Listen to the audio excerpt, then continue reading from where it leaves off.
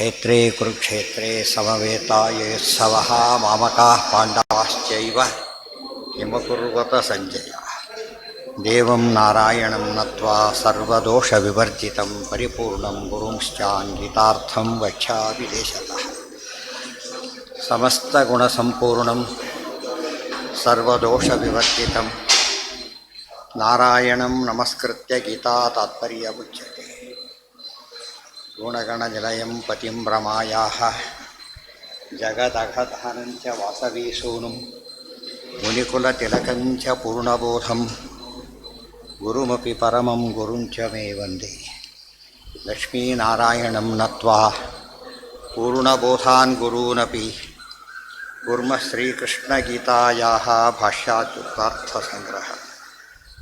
ಏನಾಯಿತು? ಇತಿ ಕ್ಷೇತ್ರಂ ತಥಾ ಜ್ಞಾನಂ ಜ್ಞೇಯಂಚೋಕ್ತಂ ಸಮಾಸತಃ ಮದ್ಭಕ್ತ ಏತದ್ವಿಜ್ಞಾಯ ಮದ್ಭಾವಾಯೋಪಪದ್ಯತೆ. ಇಷ್ಟೊತ್ತು ಕ್ಷೇತ್ರ, ಕ್ಷೇತ್ರಜ್ಞ, ಜ್ಞಾನ, ಜ್ಞೇಯ ಇಷ್ಟು ಹೇಳಿ ಆಯಿತು. ಇನ್ನು ಮುಂದೆ ಪ್ರಕೃತಿಂ ಪುರುಷಂಚೈವ ವಿದ್ಯನಾದಿ ಉಭಾವಪಿ. ಪ್ರಕೃತಿಯೂ ಅನಾದಿ, ಪುರುಷರೂ ಅನಾದಿ. ವಿಕಾರಾಂಶ ಗುಣಾಂಶ್ಚೈವ ವಿಧಿ ಪ್ರಕೃತಿ ಸಂಭವ. ಇನ್ನು ವಿಕಾರಗಳು ಇಚ್ಛಾ ದ್ವೇಷ ಏನೇನು ಹೇಳಿತ್ತು ಅದಿಷ್ಟು ಕೂಡ ಪ್ರಕೃತಿಯ ವಿಕಾರಗಳವಿಷ್ಟು ಕೂಡ ಅವು ನಿತ್ಯ ಅಲ್ಲ ಅಂತ ಅರ್ಥ. ಇದಿಷ್ಟು ಕೂಡ ನಿತ್ಯ. ಯತಶ್ಚ ಯದಿತಿ ವಕ್ತುಂ ಪ್ರಕೃತಿ ವಿಕಾರ ಪುರುಷಾನ್ ಸಂಕ್ಷಿಪ್ಯ ಆಹ. ಪ್ರಕೃತಿ ವಿಕಾರ ಪುರುಷಾನ್ ಮೂರನ್ನು ಸೇರಿಸಿ ಹೇಳ್ತಾರೆ. ಗುಣಾಃ ಸತ್ವಾದಯಃ ತೇಷಾಂ. ಇಲ್ಲಿ ಗುಣಗಳು ಯಾವುದು ಅಂದರೆ ವಿಕಾರಾಂಶ ಗುಣಾಂಶ್ಚೈವ ಸತ್ವಾದಿ ತ್ರಿಗುಣಗಳು. ವಿಶೇಷೋ ಲಯಾತ್ ಸರ್ಗ ಇತಿ ವಿಕಾರಾ ಪೃಥಗುಕ್ತಾ. ಹಿಂದೆ ಅದನ್ನು ಪ್ರತ್ಯೇಕ ಹೇಳಿದ್ದಾರೆ ವಿಕಾರಗಳು ಯಾವುದು ಅಂಥೇಳಿ. ಎಂತ ಅರ್ಥ? ಕಾರ್ಯ ಕಾರ್ಯ ಗುಣಾಸ್ತಿಸ್ರೋ ಯತಸ್ತ ಸ್ವಲ್ಪೋದ್ಭವೋ ಜನೌ ಇತಿ ಮಾಧುಚ್ಛಂದಸ ಶಾಖಾಯ.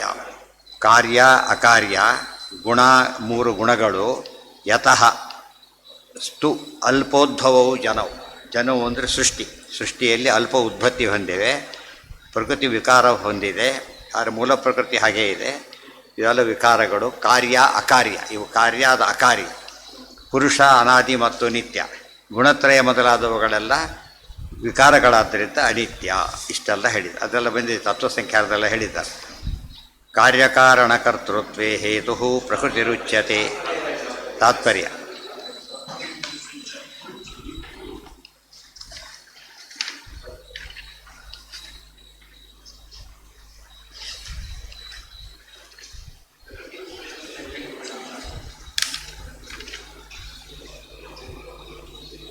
ಪ್ರಕೃತಿಂ ಪುರುಷಂಚ ಇತ್ಯತ್ರ ಪುರುಷಶಬ್ದೇನ ಜೀವಪರಯೋಃ ಪ್ರಕೃತಿಶಬ್ದೇನ ಚೇತನಾಚೇತನ ಪ್ರಕೃತ್ಯೋಃ ಸ್ವೀಕಾರಾಯ ಉಭಾವಪೀತಿ. ಇಲ್ಲಿ ಪುರುಷ ಶಬ್ದಕ್ಕೆ ಎರಡರ್ಥ, ಪ್ರಕೃತಿ ಶಬ್ದಕ್ಕೂ ಎರಡರ್ಥ. ಪುರುಷ ಶಬ್ದಕ್ಕೆ ಜೀವ ಈಶ್ವರ ಎರಡೂ ಕೂಡ ಮುಖ್ಯ. ಪುರುಷ ಜೀವನೂ ಪುರುಷ, ಪರಮಾತ್ಮನೂ ಪುರುಷ. ಆದ್ದರಿಂದ ಪುರುಷ ಶಬ್ದಕ್ಕೆ ಎರಡರ್ಥ. ಪ್ರಕೃತಿಯೂ ಹಾಗೆ ಎರಡು ಪ್ರಕೃತಿ. ಒಂದು ಜಡ ಪ್ರಕೃತಿ, ಒಂದು ಚೇತನ ಪ್ರಕೃತಿ. ಚೇತನ ಪ್ರಕೃತಿ ಅಂದರೆ ಯಾರು? ಮಹಾಲಕ್ಷ್ಮಿ. ಆದ್ದರಿಂದ ಎರಡೆರಡು ಮೂಲ ಪ್ರಕೃತಿ ನಿತ್ಯ ಹೊಂದಬಹುದು. ನಿತ್ಯ ಅಂದ್ರೇನು? ಸ್ವಲ್ಪ ಹೇಳಿದ್ದಾರೆ. ಅದು ವಿಕಾರ ಮತ್ತೆ ವಾಪಸ್ ಬಂದ್ಬಿಡುತ್ತೆ ಪೂರ್ತಿಯಾಗಿ. ಅದು ನಿತ್ಯ. ಬೀಜ ನಿತ್ಯ, ಅನಿತ್ಯ ಅಂತೀವಲ್ಲ ಹಾಗೆ. ನಿತ್ಯತ್ವ ಎರಡು ವಿಧ. ನಿರ್ವಿಕಾರ ನಿತ್ಯತ್ವ ಬೇರೆ, ಸವಿಕಾರ ನಿತ್ಯತ್ವ ಬೇರೆ. ಅನಾದಿ ನಿತ್ಯತ್ವ ಅಂತ ಏನು ಹೇಳ್ತೀವಿ ಅದು ಅದಕ್ಕೆ ಮಾತ್ರ. ಅದು ಆ ರೀತಿ ಇಲ್ಲ. ಬಟ್ ಪ್ರಕೃತಿ ಸಚ್ ಕಾನ್ಸೆಪ್ಟ್ ಏನಿದೆ ಅನಾದಿ ಮತ್ತು ನಿತ್ಯ, ಅದು ಹೋಗೋದಿಲ್ಲ. ಕಾಲ ಚೇಂಜ್ ಆಗ್ತಿದ್ರು ಕೂಡ ಏನದು? ನಿತ್ಯ ಕಾಲ. ಆ ರೀತಿ ಇದೆ. ಪಾರ್ಟ್ಲಿ ಅನಿತ್ಯ, ಆ್ಯಸ್ ಎ ಹೋಲ್ ನಿತ್ಯ. ಸೊ ಪ್ರಕೃತಿ ಹಾಗೇನೆ. ಆ ಕಾರ್ಯದೃಷ್ಟಿಯಿಂದ ಅನಿತ್ಯವಾದರೆ ಮೂಲ ರೂಪದಿಂದ, ಕಾರಣ ರೂಪದಿಂದ ನಿತ್ಯ. ಅದು ಸರಿಯಲ್ಲ. ಅದು ಈ ರೀತಿ ನಿತ್ಯ ಅಲ್ಲ. ಕೂಟಸ್ಥ ನಿತ್ಯ, ಅದು ನಿತ್ಯ ಅಲ್ಲ. ಅಂಥ ನಿತ್ಯತ್ವ ಯಾಕೆ ಹೇಳೋದಿಲ್ಲ? ವಿಕಾರ ಇದೆಯಲ್ಲ, ಸಂಸಾರ ಬರ್ತಾನೆ. ನಿತ್ಯತ್ವ ಇದೆ, ಆದರೆ ಇದರ ಸಂಬಂಧ ವಿಕಾರ ಇದೆ. ಎಂಥ ವಿಕಾರ ಅಂತ ಕೇಳಿದ್ರೆ ಟ್ರಾನ್ಸ್ಫಾರ್ಮ್ ಆಗೋದಿಲ್ಲ. ಆದರೆ ಸುಖ ದುಃಖ ಇತ್ಯಾದಿಗಳಿಗೆ ರಬ್ಬರ್ ಇದೆ, ಎಳೆದು ಬಿಡುತ್ತವಲ್ಲ ಆ ಥರ. ವಿಕಾರ ಎರಡು ವಿಧ. ಹಾಲು ಮೊಸರಾಗೋದು ಬೇರೆ, ರಬ್ಬರ್ ಜೋರಾಗಿ ಎಳೆದು ಬಿಟ್ಬಿಡ್ತಾರೆ. ಮತ್ತೇನಾಯ್ತು ಈಗ? ಅಷ್ಟೇ. ಅದು ವಿಕಾರ ಹೊಂದಿದ್ದು ಹೌದು, ಎಳೆದ ದೊಡ್ಡದಾಯಿತು. ಅಂಥ ವಿಕಾರ ಇದೆ ಹೊರತು ಜೀವನಿಗೆ ಅದು, ದೇವರಿಗೆ ಅದೂ ಇಲ್ಲ. ದೇವರಿಗೆ ಅಬ್ಸಲ್ಯೂಟ್ಲಿ ನಿರ್ವಿಕಾರ ಅಂತ ಹೇಳಿದರೆ ದೇವರು ನಿಯಮ ಇಲ್ಲ.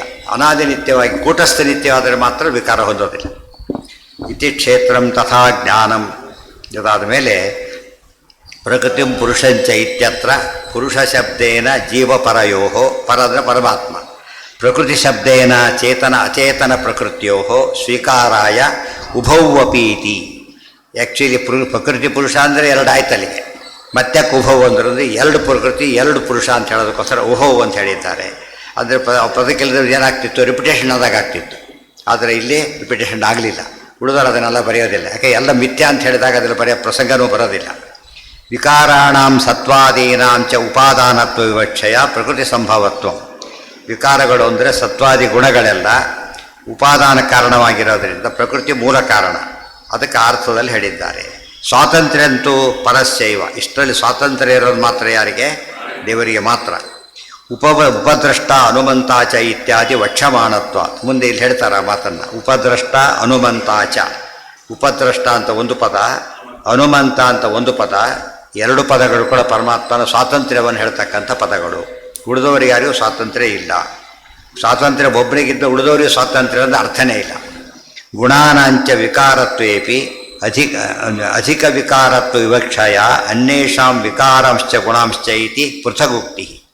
ಗುಣಾನಾಂಚ ವಿಕಾರತ್ವೇಪಿ, ಗುಣಗಳು ವಿಕಾರವಾದರೂ ಕೂಡ ಅವು ಅಲ್ಪ ವಿಕಾರ, ಇವು ಅಧಿಕ ವಿಕಾರ. ಇವತ್ತು ಹಾಲು ಕಾಯಿಸಿದಾಗ ವಿಕಾರ ಹೊಂದಿತ್ತು. ಏನು ವಿಕಾರ ಹೊಂದಿತ್ತು? ಬಿಸಿ ಇದ್ದು ತಣ್ಣಗೆ ಬಿಸಿ ಆಯಿತು, ಆರಿದ ಬಿಸಿ ಇತ್ತು ತಣ್ಣಗೆ. ಆದರೆ ಎಂಥ ವಿಕಾರ ಇದು? ಹಾಲನ್ನು ಬದಲಾಯಿಸಲಿಲ್ಲ, ಹೆಪ್ಪಾಗಿ ಬಿಟ್ಟಾಗ ಬಸರಾಗೋಯ್ತು. ಅದೇನದು? ಪೂರ್ಣ ವಿಕಾರ. ವಿಕಾರದಲ್ಲಿ ಎರಡು ವಿಧ ಇದೆ, ಗೊತ್ತಾಯ್ತಾ? ಜೀವನಿಗೆ ಇಂಥ ವಿಕಾರ ಇದೆ. ಎಂಥ ವಿಕಾರ? ಶೀತೋಷ್ಣ ಸುಖ ದುಃಖಾದಿಗಳ ವಿಕಾರ ಇದೆ. ಅದು ಯಾವ ವಿಕಾರ ಇಲ್ಲ?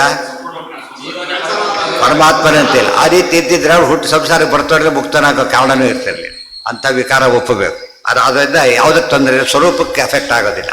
ಸ್ವರೂಪಕ್ಕೆ ಅದು ಹಾಲಿನ ಸ್ವರೂಪ ಹಾಗೆ ಉಳ್ಕೊಡ್ತು, ಬಿಸಿ ತಣ್ಣಗೆ ಆಗಿತ್ತು ಅಷ್ಟೇ ಹೊರತು ಬೇರೆ ಅಲ್ಲ. ಐಸ್ ಇದೆ, ನೀರಾಗುತ್ತೆ ಮತ್ತೆ ಐಸ್ ಮಾಡ್ಬೋದು. ನೀರು ಐಸ್ ಎರಡು ಫಿಸಿಕಲ್ ಚೇಂಜ್ ಇರ್ತೀವಿ ಅದಕ್ಕೆ. ಇದು ಕೆಮಿಕಲ್ ಚೇಂಜ್. ಕೆಮಿಕಲ್ ಚೇಂಜ್ ಆದರೆ ಏನಾಗೋದಿಲ್ಲ, ವಸ್ತು total transformation chemical change. Apparent transformation ಆದರೆ ದೇವರಿಗೆ ಅಪರೆಂಟ್ ಕೂಡ ಇಲ್ಲ. ಅರ್ಥ ಆಯ್ತಾ? ಇದು ಅರ್ಥ ಮಾಡಿಕೊಂಡ್ರೆ ದೇವರ ಮಹಿಮೆ ಏನು ಅಂತ ಗೊತ್ತಾಗುತ್ತೆ. ಹಾಂ, ಹೇಳಿದ್ರಲ್ಲ ಎರಡು, ಈಗ ಇಬ್ಬರನ್ನೂ ತಗೊಳ್ಬೇಕು ಅಂತ ಹೇಳಿದ್ರು. ವಿಕಾರಗಳು ಎರಡು ವಿಧ ಅಂತ ಆಯ್ತು. ಈಗ ವಿಕಾರಗಳಲ್ಲೂ ಕೂಡ ಎರಡು ವಿಧ ಇದೆ.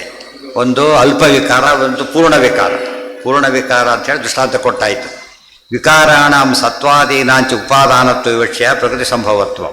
ಪ್ರಕೃತಿ ಅನ್ನೋದು ಉಪಾದಾನ ಕಾರಣ, ಸತ್ವಾದಿಗಳಿಂದ ಹುಟ್ಟೋದ್ರಿಂದ ಅದು ಮೂಲ ಉಪಾದಾನ, ಇದು ವಿಕಾರ ಅಂತ ಕರೆದರು. ಸ್ವಾತಂತ್ರ್ಯ ಅಂತೂ ಪರಸ್ಯೈವ ಉಪದ್ರಷ್ಟಾನುಮಂತಾಚ. ಮುಂದೆ ಹೇಳ್ತಾರೆ ವಿಕಾರಾಂಶ್ಚ ಗುಣಾನಾಂ ವಿಕಾರತ್ವೇಪಿ ಅಧಿಕ ವಿಕಾರತ್ವ ವಿವಕ್ಷಾಯ ಅನ್ಯೇಷಾಂ ವಿಕಾರಾಂಶ ಗುಣಾಂಶ ಇತಿ ಪೃಥಗುಕ್ತಿ. ಅಂದರೆ ಇಲ್ಲಿ ಪ್ರತಿಯೊಂದು ಪದನ ಹೇಗೆ ನೋಡಬೇಕು ಅಂತ ತೋರಿಸ್ತಾರೆ.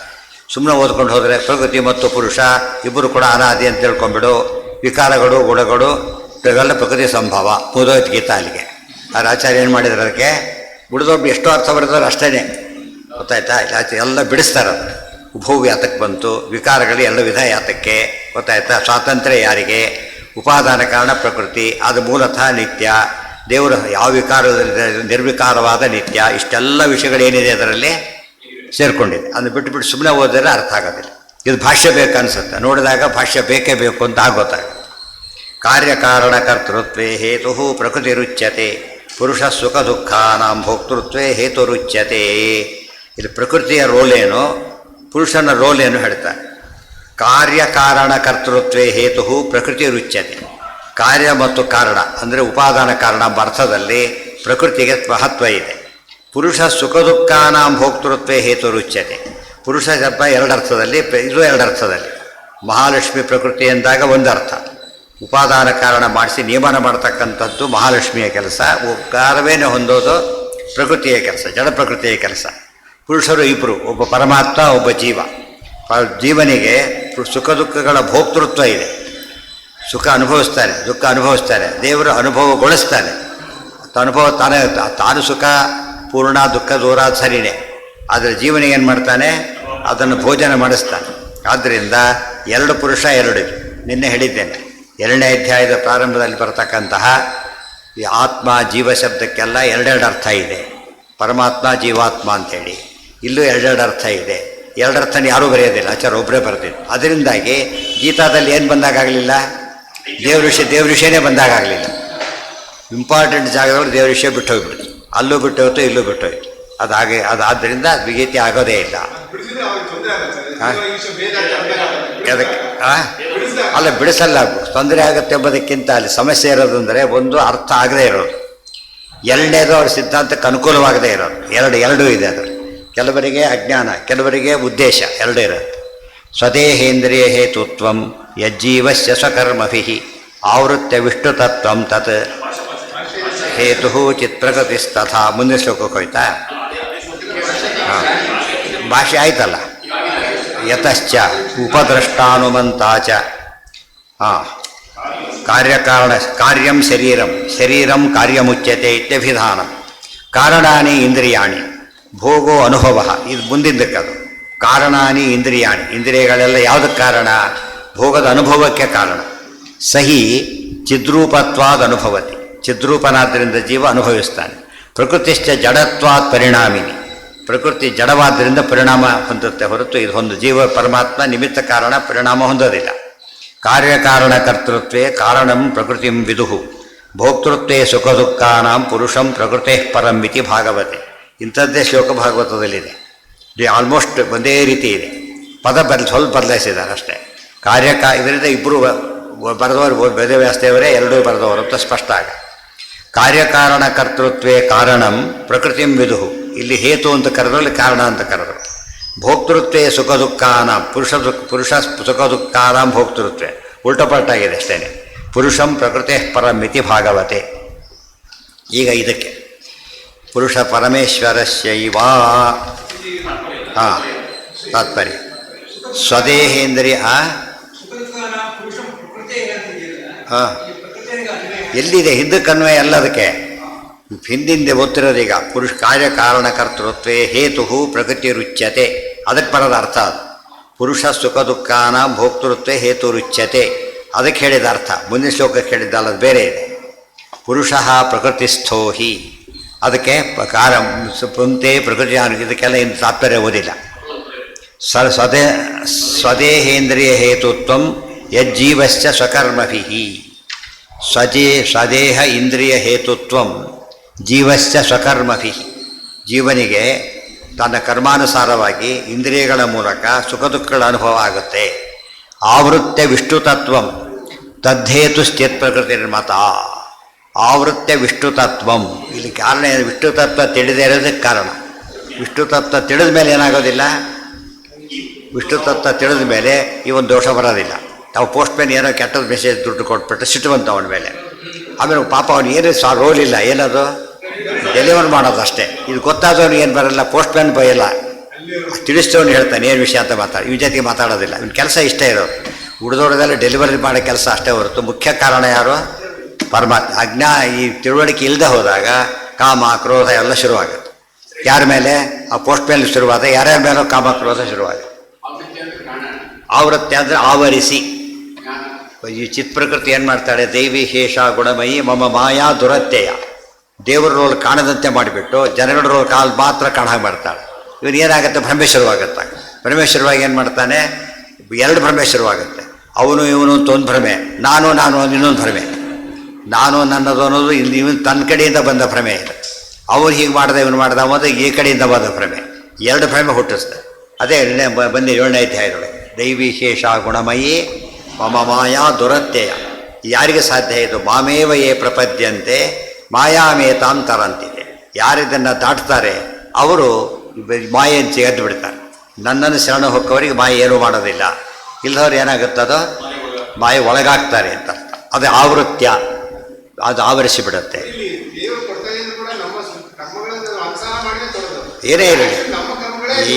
ಏನೇ ಇರಲಿ ಕರ್ಮ ಕಾರಣ ಅಂತ ಹೋಗ್ಬಾರ್ದು. ಕರ್ಮ ಜಡ ಪದಾರ್ಥ ಅದರಿಂದ ಮಾಡೋದಿಲ್ಲ. ಇವತ್ತು ನೋಡಿ ನಡೀತಾ ಇದೆ ಎಲ್ಲ ಕೂಡ, ವಿಕಾಸ್ ನಡೀತಾ ಇದೆ. ಆಬ್ಜೆಕ್ಟಿವ್ ಇರೋದು ಬೇರೆ, ಹಿಂದೆ ಯಾರು ವರ್ಕ್ ಮಾಡ್ತಾರೆ ಅದ್ರ ಬಗ್ಗೆ ಬೇಕಾಗಿದೆ. ಏನು ಮಾಡಿದ್ರೆ ಏನು ಬೇಕಾದ್ರೂ ಆಗ್ಬೋದು. ಇದಕ್ಕೆ ಬೇಕಾಷ್ಟಾಗಿದೆ, ಎಲ್ಲ ಸೇಫ್ ಆಗಿದ್ದಾರೆ, ನಿರಪರಾಧಿಗಳಿದಾಗಿದ್ದಾರೆ ಹೊರತು ಇವರೆಲ್ಲ ಬರೀ ಸೇಫ್ ಆಗಿಲ್ಲ. ಅವರು ಭಾರಿ ಪ್ರಮೋಟ್ ಬೇಲೆ ಹೋಗ್ಬಿಟ್ಟಿದೆ, ಸಿಕ್ಕಾಬಟ್ಟಿ ಬೇಲೆ ಹೋಗ್ಬಿಟ್ಟಿದೆ. ಅವ್ನು ಬಟ್ಟೆ ಅವ್ರು ಬೇಕಾದ್ರೆ ರೂಲರ್ ಆಲ್ಸೋ ಆ ಸ್ಥಿತಿಗೆ ಬಂದುಬಿಡ್ತದೆ. ಯಾಕೆ ಚೇತನ ವ್ಯಾಪಾರ, ಯಾವ ಚೇತನ ಹೇಗೆ ನಡ್ಕೊತಾ ಇರೋದ್ರೆ ನಡೆದಿಲ್ಲ ಶುರುವಾಗ. ಮೂಲ ಪ್ರಕೃತಿ ಅಭಿಮಾನಿ ದೇವತೆ ಅಂದರೆ ಮಹಾಲಕ್ಷ್ಮಿಗೆ. ಜಡಕ್ಕಿದು ಹಿಟ್ಟಿನಿಂದ ಮೈಸೂರು ಪಾಕ್ ಮಾಡಿದ, ಹಿಟ್ಟಿಲ್ದವ್ರು ಮಾಡಕ್ಕೆ ಬರ್ತಿರಲಿಲ್ಲ. ಅದು ಹಿಟ್ಟು ಮೈಸೂರು ಮಾಡನ್ನು ಬಡ್ದು ಅವಳು ಮೈಸೂರು ಪಾಕ್ಲಿ ಎರಡು ಬೇಕೀಗ, ಹಿಟ್ಟು ಬೇಕು, ಮಾಡೋ ಅಡುಗೆವೂ ಬೇಕು. ಎಲ್ಲರ ಒಂದಿಲ್ದವ್ರಿಗೆ ಕೆಲಸ ಆಗೋದಿಲ್ಲ. ಅದು ನಿಮಿತ್ತ ಕಾರಣ ಪರಮಾತ್ಮ, ಉಪಾದಾನ ಕಾರಣ ಪ್ರಕೃತಿ. ಅದು ಅಭಿಮಾನಿ ದೇವತೆ ಮಹಾಲಕ್ಷ್ಮಿ, ಇದು ಜಡ ಪ್ರಕೃತಿ ಅಷ್ಟೇ. ಅದನ್ನೆಲ್ಲ ಗಟ್ಟಿ ಮಾಡ್ಕೋಬೇಕು. ಸ್ವದೇಹೇಂದ್ರಿಯ ಆವೃತ್ಯ ವಿಷ್ಣು ತತ್ವಂ ತದ್ದೇತು ಚಿತ್ಪ್ರಕೃತಿ ನಿರ್ಮಾತ. ಅದಕ್ಕೆಲ್ಲ ಚಿತ್ಪ್ರಕೃತಿಯೇ ಕಾರಣ. ಜೀವಸ್ಯ ಸುಖ ದುಃಖಾನಾಂ ಭೋಗಶಕ್ತಿ ಪ್ರದಸದ. ಜೀವರಿಗೆ ಸುಖ ದುಃಖಗಳ ಭೋಗಶಕ್ತಿ ಕೂಡ ಇಲ್ಲ, ಭಗವಂತ ಕೊಡಬೇಕಷ್ಟೇ ಅದನ್ನು. ಪರಮ ಪುರುಷೋ ವಿಷ್ಣು ಸರ್ವಕರ್ತಾಪಿ ಸಂಸದ. ಉದಾಹರಣೆಗೆ ವಾಯುದೇವರಿಗೂ ಇವೆಲ್ಲ ಬರುತ್ತೆ, ಉಳಿದವರಿಗೂ ಬರುತ್ತೆ. ಆದರೆ ವಾಯುದೇವರ ದೇವರು ಏನು ಮಾಡಿಬಿಟ್ಟಿದ್ದಾನೆ, ಟಚ್ ಆಗದಂತೆ ಮಾಡಿಬಿಟ್ಟಿಲ್ಲ, ಗೊತ್ತಾಯ್ತಾ? ಆದ್ದರಿಂದ ಅವರು ಏನು ಇದು ದುಃಖ ನೋವು ಇಲ್ಲೇ ಇಲ್ಲ ಅವರಿಗೆ, ಅರ್ಥ ಆಯ್ತಾ? ಉಳಿದವ್ರಿಗೆ ಏನಾಗುತ್ತೆ, ಈಗ ಶುರುವಾಗುತ್ತೆ, ಅಲ್ಲಿಂದ ಶುರುವಾಗಿ ಕಲಿಗೆ ಬರೀ ದುಃಖ ಅನುಭವ. ಎಕ್ಸ್ಟ್ರೀಮ್ ಆಪೋಸಿಟ್ ಅವನು, ಗೊತ್ತಾಯ್ತಾ? ಅಬ್ಸಲ್ಯೂಟ್ಲಿ ಇಬ್ಬರು ವಿರುದ್ಧ ಇದ್ದಾರೆ. ಇವರು ಸುಖದ ಅನುಭವ ಮಾತ್ರ ಆಗೋದು ರುಜುಗಳಿಗೆ, ದುಃಖದ ಅನುಭವ ಮಾತ್ರ ಆಗೋದು ಅವರಿಗೆ. ದೇವರಾಯ್ತು ವ್ಯವಸ್ಥೆ ಮಾಡಿಬಿಡ್ತಾನೆ. ಹೇಳಿದ ಶಾ ಹೊಡಿಯೋಕ್ಕೂ ಬರ್ತದೆ, ರಿಪೇರಿ ಮಾಡೋಕ್ಕೂ ಬರ್ತದೆ. ಆ ಕಲೆ ಗೊತ್ತಿದ್ದವನಿಗೆ ಸಾಧ್ಯ, ಉಳಿದವರಿಗೆ ಆಗೋದಿಲ್ಲ. ಪರಮ ಪುರುಷೋ ವಿಷ್ಣು ಸರ್ವಕರ್ತಾಪಿ ಸಂಸದ. ಪರಮಪುರುಷ ಸರ್ವಕರ್ತಾನೆ, ಇದು ನೋಡ್ಕೊಂಡು ಮಾಡ್ತಾನೆ. ವಿಶೇಷ ಕಥಾಂ ವಿಶೇಷಕರ್ತ ಕೇಶಾಂಚಿತ್ ಉಕ್ತೋ ಯದ್ವತ್ ವಿಕುಂಠಪಃ. ಕೆಲವು ವಿಶೇಷ ಕರ್ತ ಅಂತ ಕರೀತಾರೆ, ಕೆಲವು ಸಾಮಾನ್ಯ ಕರ್ತ ಅಂತ ಕರೀತಾರೆ. ಮಾಡೋದೆಲ್ಲ ಪರಮಾತ್ಮನೇ. ಉಚ್ಯತೆ ಸರ್ವಪಾಲೋಪಿ ವಿಶೇಷೇಣ ಸ್ವಕರ್ಮಣ. ನಮ್ಮಲ್ಲಿ ಒಂದು ಪದ್ಧತಿ ಇದೆ, ದೇವರು ಸರ್ವಸ್ವಾಮಿ, ವೈಕುಂಠಾಧಿಪತಿ ಅಂತ ಕರೀತಾರೆ. ವೈಕುಂಠಾಧಿಪತಿ ಕರೆದಾಗ ದೇವರನ್ನು ಹೆಚ್ಚು ಹೊಗಳಿದಾಗಾಯ್ತಾ ಕಡಿಮೆ ಹೊಗಳಿದಾಗಾಯ್ತಾ? ಲಿಮಿಟ್ ಮಾಡಿದಾಗ. ಬಟ್ ಪದ ಹೇಳ್ತೀವಲ್ಲ ನಾವೀಗ. ಉದ್ದೇಶ ಏನು ಅಂದರೆ ಭಾಳ ಮುಖ್ಯವಾದದ್ದು ಅದು, ಅದಕ್ಕೆ ಅಧಿಪತಿ ಅಂತ ಹೇಳೋ ತಾತ್ಪರ್ಯ ಇದೆ. ಬಟ್ ನೋಡೋದಕ್ಕೆ ಏನು ಅನಿಸುತ್ತದು, ಕಡಿಮೆ ಮಾಡಬೇಕು. ಪ್ರೈಮ್ ಮಿನಿಸ್ಟರ್ನ ಚೀಫ್ ಮಿನಿಸ್ಟರ್ ಅಂತ ಕರೆದಾಗುತ್ತೆ. ಚೀಫ್ ಮಿನಿಸ್ಟರ್ ಕರೆದು ದೊಡ್ಡದೇ, ಬಟ್ ಪಾಪ ದೊಡ್ಡ ಪೋಸ್ಟಲ್ಲಿರೋದಂತ ಆ ರೀತಿ ಕರೆದಾಗುತ್ತೆ. ಇವತ್ತು ನಮ್ಮಲ್ಲಿ ಹಾಗೇನೆ, ಏನು ಆಪತ್ತು ಬಂತು ಸದ್ಯ ದೇವ್ರು ಕಾಪಾಡಿಬಿಟ್ಟ ಅಂತ. ಉಳಿದೊತ್ತಲ್ಲಿ ಕಾಪಾಡೋದು ದೇವರೇ, ಆಗ ಮಾತ್ರ ದೇವ್ರು ಕಾಪಾಡಿದ್ನಾಗಿದ್ದರೆ ಯಾವಾಗ ಕಾಪಾಡೋದು? ಅವಾಗೇನಂತೆ ವಿಶೇಷ ಅದು ಸೇರಿಸ್ಕೋಬೇಕು, ವಿಶೇಷವಾಗಿ ಕಾಪಾಡಿದ. ಅದೇ ಆಚಾರ ಹೇಳ್ತಾರೆ, ವಿಶೇಷ ಕರ್ತ ಕೇಶಾಂಚಿತ್ ಉಕ್ತೋ ಯದ್ವತ್ ವಿಕುಂಠಪಃ. ಕೆಲವು ವಿಶೇಷ ಕರ್ತ ಅಂತ ಕರಿತಾರೆ, ಯಾಕಂದರೆ ಸಾಮಾನ್ಯ ಕರ್ತ ಎಲ್ಲರ ಮೇಲೆ ಆಗಿದ್ದಾರೆ. ರಕ್ಷಣೆ ಜನರಲ್ಲಾಗಿ ಎಲ್ಲರಿಗೂ ಮಾಡ್ತಾನೆ. ಇನ್ವಿಜಿಲೇಷನ್ನಲ್ಲಿ ಕೂತಾಗ ಯಾರು ಪೇಪರ್ ಕೇಳಿದ್ರು ಕೊಡಬೇಕು ವಿದ್ಯಾರ್ಥಿ, ಅದರಲ್ಲಿ ಪಕ್ಷಪಾತ ಮಾಡೋಂಗಿಲ್ಲ. ಮಾಡಿಸ್ಕೊಡ್ಬೇಕಾದ್ರೆ ಹಾಗೆ ಮಾಡೋಕ್ಕೆ ಬರೋದಿಲ್ಲ, ವ್ಯತ್ಯಾಸ ಆಗಿಬಿಡೋದು. ಇಲ್ಲಿ ನೋ ಚೇಂಜ್, ಅಲ್ಲಿ ಚೇಂಜ್ ಇಲ್ಲದೆ ಹೋದರೆ ಅವ್ನಿಗೆ ವ್ಯಾಲ್ಯೂರೇ ಆಗೋದಿಲ್ಲ. ಇನ್ವಿಜಿಲೇಟರ್ ರೋಲೇ ಬೇರೆ, ವ್ಯಾಲ್ಯೂಯರ್ ರೋಲೇ ಬೇರೆ, ಗೊತ್ತಾಯ್ತು? ಅವನೇ ಸೇಮ್ ಎರಡು ಕೆಲಸ ಮಾಡ್ಬೋದು, ಮಾಡಿ ಆಮೇಲೆ ವ್ಯಾಲ್ಯೂ ತಾನೇ ವ್ಯಾಲ್ಯೂ ಮಾಡ್ಬೋದು. ಬಟ್ ಅಲ್ಲಿ ನೋಡೋ ರೀತಿ ಬದಲಾಯಿಸ್ಬಿಡುತ್ತೆ. ದೇವ್ರು ಹಾಗೇನೆ, ಬರೀ ಅವ್ರ ಯೋಗ್ಯತೆ ರಕ್ಷಣೆ ಮಾಡೋ ದೃಷ್ಟಿಯಿಂದ ಇಂಪಾರ್ಷಿಯಲ್. ಆದರೆ ವ್ಯಾಲ್ಯೂ ಮಾಡಬೇಕಾದ್ರೆ ಮಾತ್ರ ಗುಣ ನೋಡಿಯೇ ಮಾಡ್ತಾನೆ, ಮಾಡೋದಿಲ್ಲ. ಅದಕ್ಕೆ ವಿಶೇಷ. ಇಲ್ಲಿರೋದು ಇಲ್ಲಿ ವಿಶೇಷ, ಇಲ್ಲಿ ಏನು ಮಾಡೋಂಗಿಲ್ಲ, ಅಲ್ಲಿ ಮಾಡ್ತಾನೆ, ಅದು ವಿಶೇಷ. ಉಚ್ಯತೆ ಸರ್ವಪಾಲೋಪಿ ವಿಶೇಷೇಣ ತು ಸ್ವಕರ್ಮಣ ಇತಿ ಚ. ಪರಮೇಶ್ವರಸ್ಯೈವ ಸರ್ವಕರ್ತೃತ್ವೇಪಿ ಭೋಕ್ತೃತ್ವದಾನೇ ದೇವ್ಯ ಅಲ್ಪ ಪ್ರವೃತ್ತಿರಿತಿ ದರ್ಶಯಿತು ಉಚ್ಯತೆ ಇತಿ ಸ್ಥಾನದ್ವಯೇಪಿ ಉಕ್ತಂ. ಪರಮೇಶ್ವರಸ್ಯೈವ ಸರ್ವಕರ್ತೃತ್ವೇಪಿ ಭೋಕ್ತೃತ್ವದಾನೇ ದೇವ್ಯ ಅಲ್ಪ ಪ್ರವೃತ್ತಿರಿತಿ ದರ್ಶಯಿತು ಉಚ್ಯತೆ ಇತಿ ಸ್ಥಾನದ್ವಯೇ ಅಪಿ ಉಕ್ತಂ. ಇದರ ಸುಖ ದುಃಖ ಕೊಡಬೇಕಾದ್ರೆ ಇಬ್ಬರು ರೋಲು ಇದೆ. ಮಹಾಲಕ್ಷ್ಮಿ ರೋಲ್ ಕಡಿಮೆ ಇದೆ, ದೇವರ ರೋಲ್ ಜಾಸ್ತಿ ಇದೆ. ಅದಕ್ಕೇನೆ ಪುರುಷ ಅಂತ ಸ್ಪೆಸಿಫಿಕ್ಕಾಗಿ ಹೇಳಿದರು. ಕರ್ತೃತ್ವೇಪಿ ಸಯೇವ ಮುಖ್ಯ ಹೇತು. ಮಹಾಲಕ್ಷ್ಮಿ ಏನೇ ಮಾಡಿಸಿದ್ರು ಕೂಡ ಮುಖ್ಯ ಕರ್ತೃ ಪರಮಾತ್ಮನೇ. ಆದ್ದರಿಂದ ಲಕ್ಷ್ಮೀದೇವಿಯನ್ನು ಬಿಟ್ಟರು ಅಂತ ತಿಳ್ಕೊಳ್ಳೋಕೆ ಹೋಗಬೇಡಿ. ಈ ಮಾತನ್ನು ಎಲ್ಲ ಕಡೆ ಅರ್ಥ ಮಾಡ್ಕೋಬೇಕು. ಪ್ರತಿಯೊಂದು ಕೆಲಸ ದೇವರು ಮಾಡಬೇಕಾದ್ರೂ ಜರಿ ಮಹಾಲಕ್ಷ್ಮಿ ಇದ್ದೇ ಇದ್ದಾರೆ. ಮಹಾಲಕ್ಷ್ಮಿ ಹೆಸರು ಯಾಕೆ ಹೇಳೋದಿಲ್ಲ ಅಂದರೆ ಅವರು ಅಸ್ವತಂತ್ರ ಆದ ಕಾರಣದಿಂದ ಹೇಳೋದಿಲ್ಲ ಹೊರತು ಬೇರೆ ಹೇಳೋದಿಲ್ಲ. ಚೀಫ್ ಪ್ರೈಮ್ ಮಿನಿಸ್ಟರ್ ಬಂದರೂ ಹೋದು ಅಂದ್ಬಿಡ್ತಾರೆ ಅಷ್ಟೇ. ಒಬ್ಬರೇ ಬಂದು ಹೋಗ್ತಾರಾ? ದೊಡ್ಡ ಪರಿವಾರ ಬಂದಿರೋದು, ದೊಡ್ಡದು. ಒಬ್ರು ಬಂದವರು ಕೋಟಿಗಟ್ಟಲೆ ಖರ್ಚಾಗುತ್ತೆ, ಗೊತ್ತಾಯ್ತಾ? ಅದು ಹೇಳೋದೇನಂತ ಹೇಳ್ತಾರೆ, ಯಾಕೆ ಅವರು ಅಪ್ರಧಾನ. ಆದ್ದರಿಂದ ಅಂಡರ್ಸ್ಟುಡ್, ಒಬ್ಬ ವ್ಯಕ್ತಿ ರಾಜಭರ್ತ ಪರಿವಾರ ಅಂಡರ್ಸ್ಟುಡ್. ಅದೇ ರೀತಿ ಏನೇ ಕೆಲಸ ಮಾಡಿದಾಗಲೂ ಲಕ್ಷ್ಮೀದೇವಿ ರೋಲ್ ಇದ್ದೇ ಇದೆ. ಆದರೆ ನಾರಾಯಣ ರೋಲ್ ಮಾತ್ರ ಹೈಲೈಟ್ ಮಾಡಲಿಕ್ಕೆ ಪ್ರಧಾನ ಅಂತ ಹೇಳೋ ಉದ್ದೇಶನೇ ಹೊರತು ಅವ್ರ ರೋಲ್ ಏನೂ ಇಲ್ಲ ಅಂತ ಅಲ್ಲ. ಅಲ್ಪ ಪ್ರವೃತ್ತಿ, ಅಲ್ಪ ಮಾಡಿಸ್ತಾರೆ, ಹೆಚ್ಚು ಅವರದ್ದಿದೆ ಅಂತ ಅರ್ಥ. ತಥಾಪಿ ಭೋಕ್ತೃತ್ವಾಪೇಕ್ಷೆಯ ತಸ್ಯ ಅಧಿಕ ಪ್ರವೃತ್ತಿ ಕರ್ತೃತ್ವೇ ಹೇತು ಪ್ರಕೃತ್ಯತೆ ಇತಿ ಅದೇ ರೀತಿ ಇದು ಬಂದ ಪ್ಯಾಸಿವ್ ಫಾರಮ್ ಬಂದಾಗ ಪ್ರಕೃತಿ ರೋಲ್ ಎದ್ದು ಕಾಣುತ್ತೆ, ಪ್ರಕೃತಿಯ ರೋಲ್ ಎದ್ದು ಕಾಣುತ್ತೆ, ಅವ ಪ್ರಕೃತಿ ಕಾರಣ ಅಂತ ಹೇಳ್ತಾರೆ. ದೇವ್ರ ರೋಲ್ ಎದ್ದು ಕಾಣಿದಾಗ ದೇವ್ರ ರೋಲ್, ಎಲ್ಲದರಲ್ಲೂ ದೇವ್ರ ರೋಲೇ ಇರೋದು ಪ್ರಧಾನವಾಗಿ. ಅಲ್ಲಿ ವಿಭಾಗ ಮಾಡಿಬಿಟ್ಟು ಯಾವ ಭಾಗದಲ್ಲಿ ಯಾರು ರೋಲು ಅಂತ ಹೇಳ್ತಾರೆ. ಅಡುಗೆ ಭಾರಿ ವಿಚಾರ ಮಾಡಿದ್ದಾನೆ, ಅಡುಗೆ ಅವ್ನು ಭಾರಿ ಹೊಗಳ್ತಾರೆ. ಕೆಟ್ಟೋಗಿದೆ, ಅವ್ನು ಹಿಟ್ಟು ಚೆನ್ನಾಗಿಲ್ಲ, ಹಿಟ್ಟನ್ನು ಬೈತಾರೆ. ಯಾಕೆ ಅವ್ನು ಒಳ್ಳೆಯವನು, ಅದ್ರ ಬಗ್ಗೆ ಡೌಟ್ ಇಲ್ಲ. ಈಗ ಅವನು ಎಕ್ಸ್ಪರ್ಟ್, ಡೌಟ್ ಇಲ್ಲೇ ಇಲ್ಲ. ಕೊಟ್ಟು ಇಲ್ಲಿ ದೋಷ ಇದೆ, ಬಟ್ ಇದು ಸರಿ ಇದ್ದ ಅಲ್ಲಿ ಕೆಡಿಸ ಅವನ ದೋಷ ಹೇಳ್ತಾರೆ. ದೇವ್ರ ಸೈಡಿಂದ ಯಾವಾಗಲೂ ದೋಷ ಇಲ್ಲೇ ಇಲ್ಲ.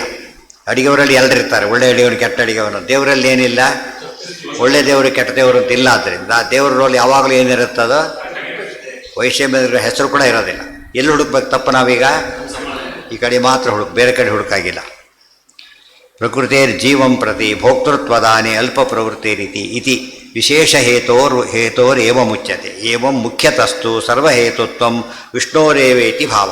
ಒಟ್ಟಿನ ಮುಖ್ಯ ಕಾರಣ ಅಂದರೆ ಪರಮಾತ್ಮನೇ. ಅದನ್ನು ಹೇಳಬೇಕಾದ್ರೆ ಇದೆಲ್ಲ ನಿಮಗೆ ಅರ್ಥ ಆಗಬೇಕಾದ್ರೆ ದ್ವಾದಶೋತ್ತರಗಳಲ್ಲಿ ನಾರಾಯಣಾಮಲ ಕಾರಣ ಒಂದೇ, ಕಾರಣ ಕಾರಣ ಪೂರ್ಣವರೇಣ್ಯ ಅಂತ ಪದ ಉಪಯೋಗಿಸಿ. ಕಾರಣ ಕಾರಣ ಕಾರಣ ಹೌದು, ಕಾರಣಕ್ಕೂ ಕಾರಣ ಹೌದು.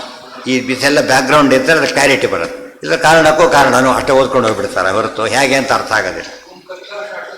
ಹಾಂ, ಪುರುಷ ಪ್ರಕೃತಿಸ್ಥೋ ಹಿ, ಮುಂದಕ್ಕೆ ವಾಪಸ್ಸೀಗ ಪುರುಷ ಪ್ರಕೃತಿಸ್ಥೋ ಹಿ ಭುಂಕ್ತೆ ಪ್ರಕೃತಿಜಾನ್ ಗುಣಾನ್ ಕಾರಣಂ ಗುಣಸಂಗೋಷ್ಯ ಸದಸದ್ಯೋನಿ ಜನ್ಮಸು. ಪುರುಷ ಪ್ರಕೃತಿಸ್ಥ ಹಿ ಭುಂಕ್ತೆ ಪ್ರಕೃತಿಜಾನ್ ಗುಣಾನ್. ಪ್ರಕೃತಿಗೆ ಒಳಗಾದ ಜೀವ ಪ್ರಕೃತಿಜಾನ್ ಗುಣಾನ್, ಪ್ರಕೃತಿಯ ಗುಣಗಳು ಅಂದರೆ ಸತ್ವಗುಣ, ರಜೋಗುಣ, ತಮೋಗುಣಗಳನ್ನು ಅನುಭವಿಸ್ತಾನೆ. ಅದ್ರ ತಕ್ಕಂತೆ ಎಫೆಕ್ಟ್ ಆಗುತ್ತೆ. ಮುಂದೆ ಅಧ್ಯಾಯ ಅದೇನೇ ಹೇಳೋದು, ಪೂರ್ತಿ ಅದೇ ವಿಷಯನೇ. ಕಾರಣಂ ಗುಣಸಂಗೋಷ್ಯ ಸದಸದ್ಯೋನಿ ಜನ್ಮಸು. ಸದ್ಯೋನಿ ಅಸದ್ಯೋನಿ. ಸದ್ಯೋನಿ ಅಂದರೆ ಶುಚೀನಾಂ ಶ್ರೀಮತಾಂಗೇಹೆ, ಇವೆಲ್ಲ ಸದ್ಯೋನಿಗಳು. ತಿರ್ಯಗ್ಯೋನಿಯಲ್ಲಿ ಹುಟ್ಟೋದೆಲ್ಲ ಏನದು ಅಸದ್ಯೋನಿಗಳು. ಅಂದರೆ ತಿರ್ಯಗ್ಯೋನಿಯಲ್ಲಿ ಹುಟ್ಟೋದು. ಜಡಭರತ ರಾಜ ಜಿಂಕಿಯಾಗಿ ಹುಟ್ಟುಬಿಟ್ಟ, ಏನದು ತಿರ್ಯಗ್ಯೋನಿ, ಅಸದ್ಯೋನಿ ಆಯಿತು.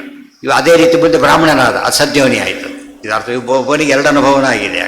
ಇದಕ್ಕೇನು ಕಾರಣ ಅಂದರೆ ಗುಣಸಂಗಹ, ಗುಣಗಳ ಕಾಂಟ್ಯಾಕ್ಟ್ ಮೇಲೆ ಡಿಪೆಂಡ್ ಆಗುತ್ತೆ. ಮುಂದೆ ಅದನ್ನು ಹೇಳ್ತಾರೆ, ಸತ್ವಗುಣ ಜಾಸ್ತಿ ಇದ್ದಾಗ ಸತ್ತರೆ ಒಳ್ಳೆ ಜನ್ಮ ಬರುತ್ತೆ ಅವನಿಗೆ.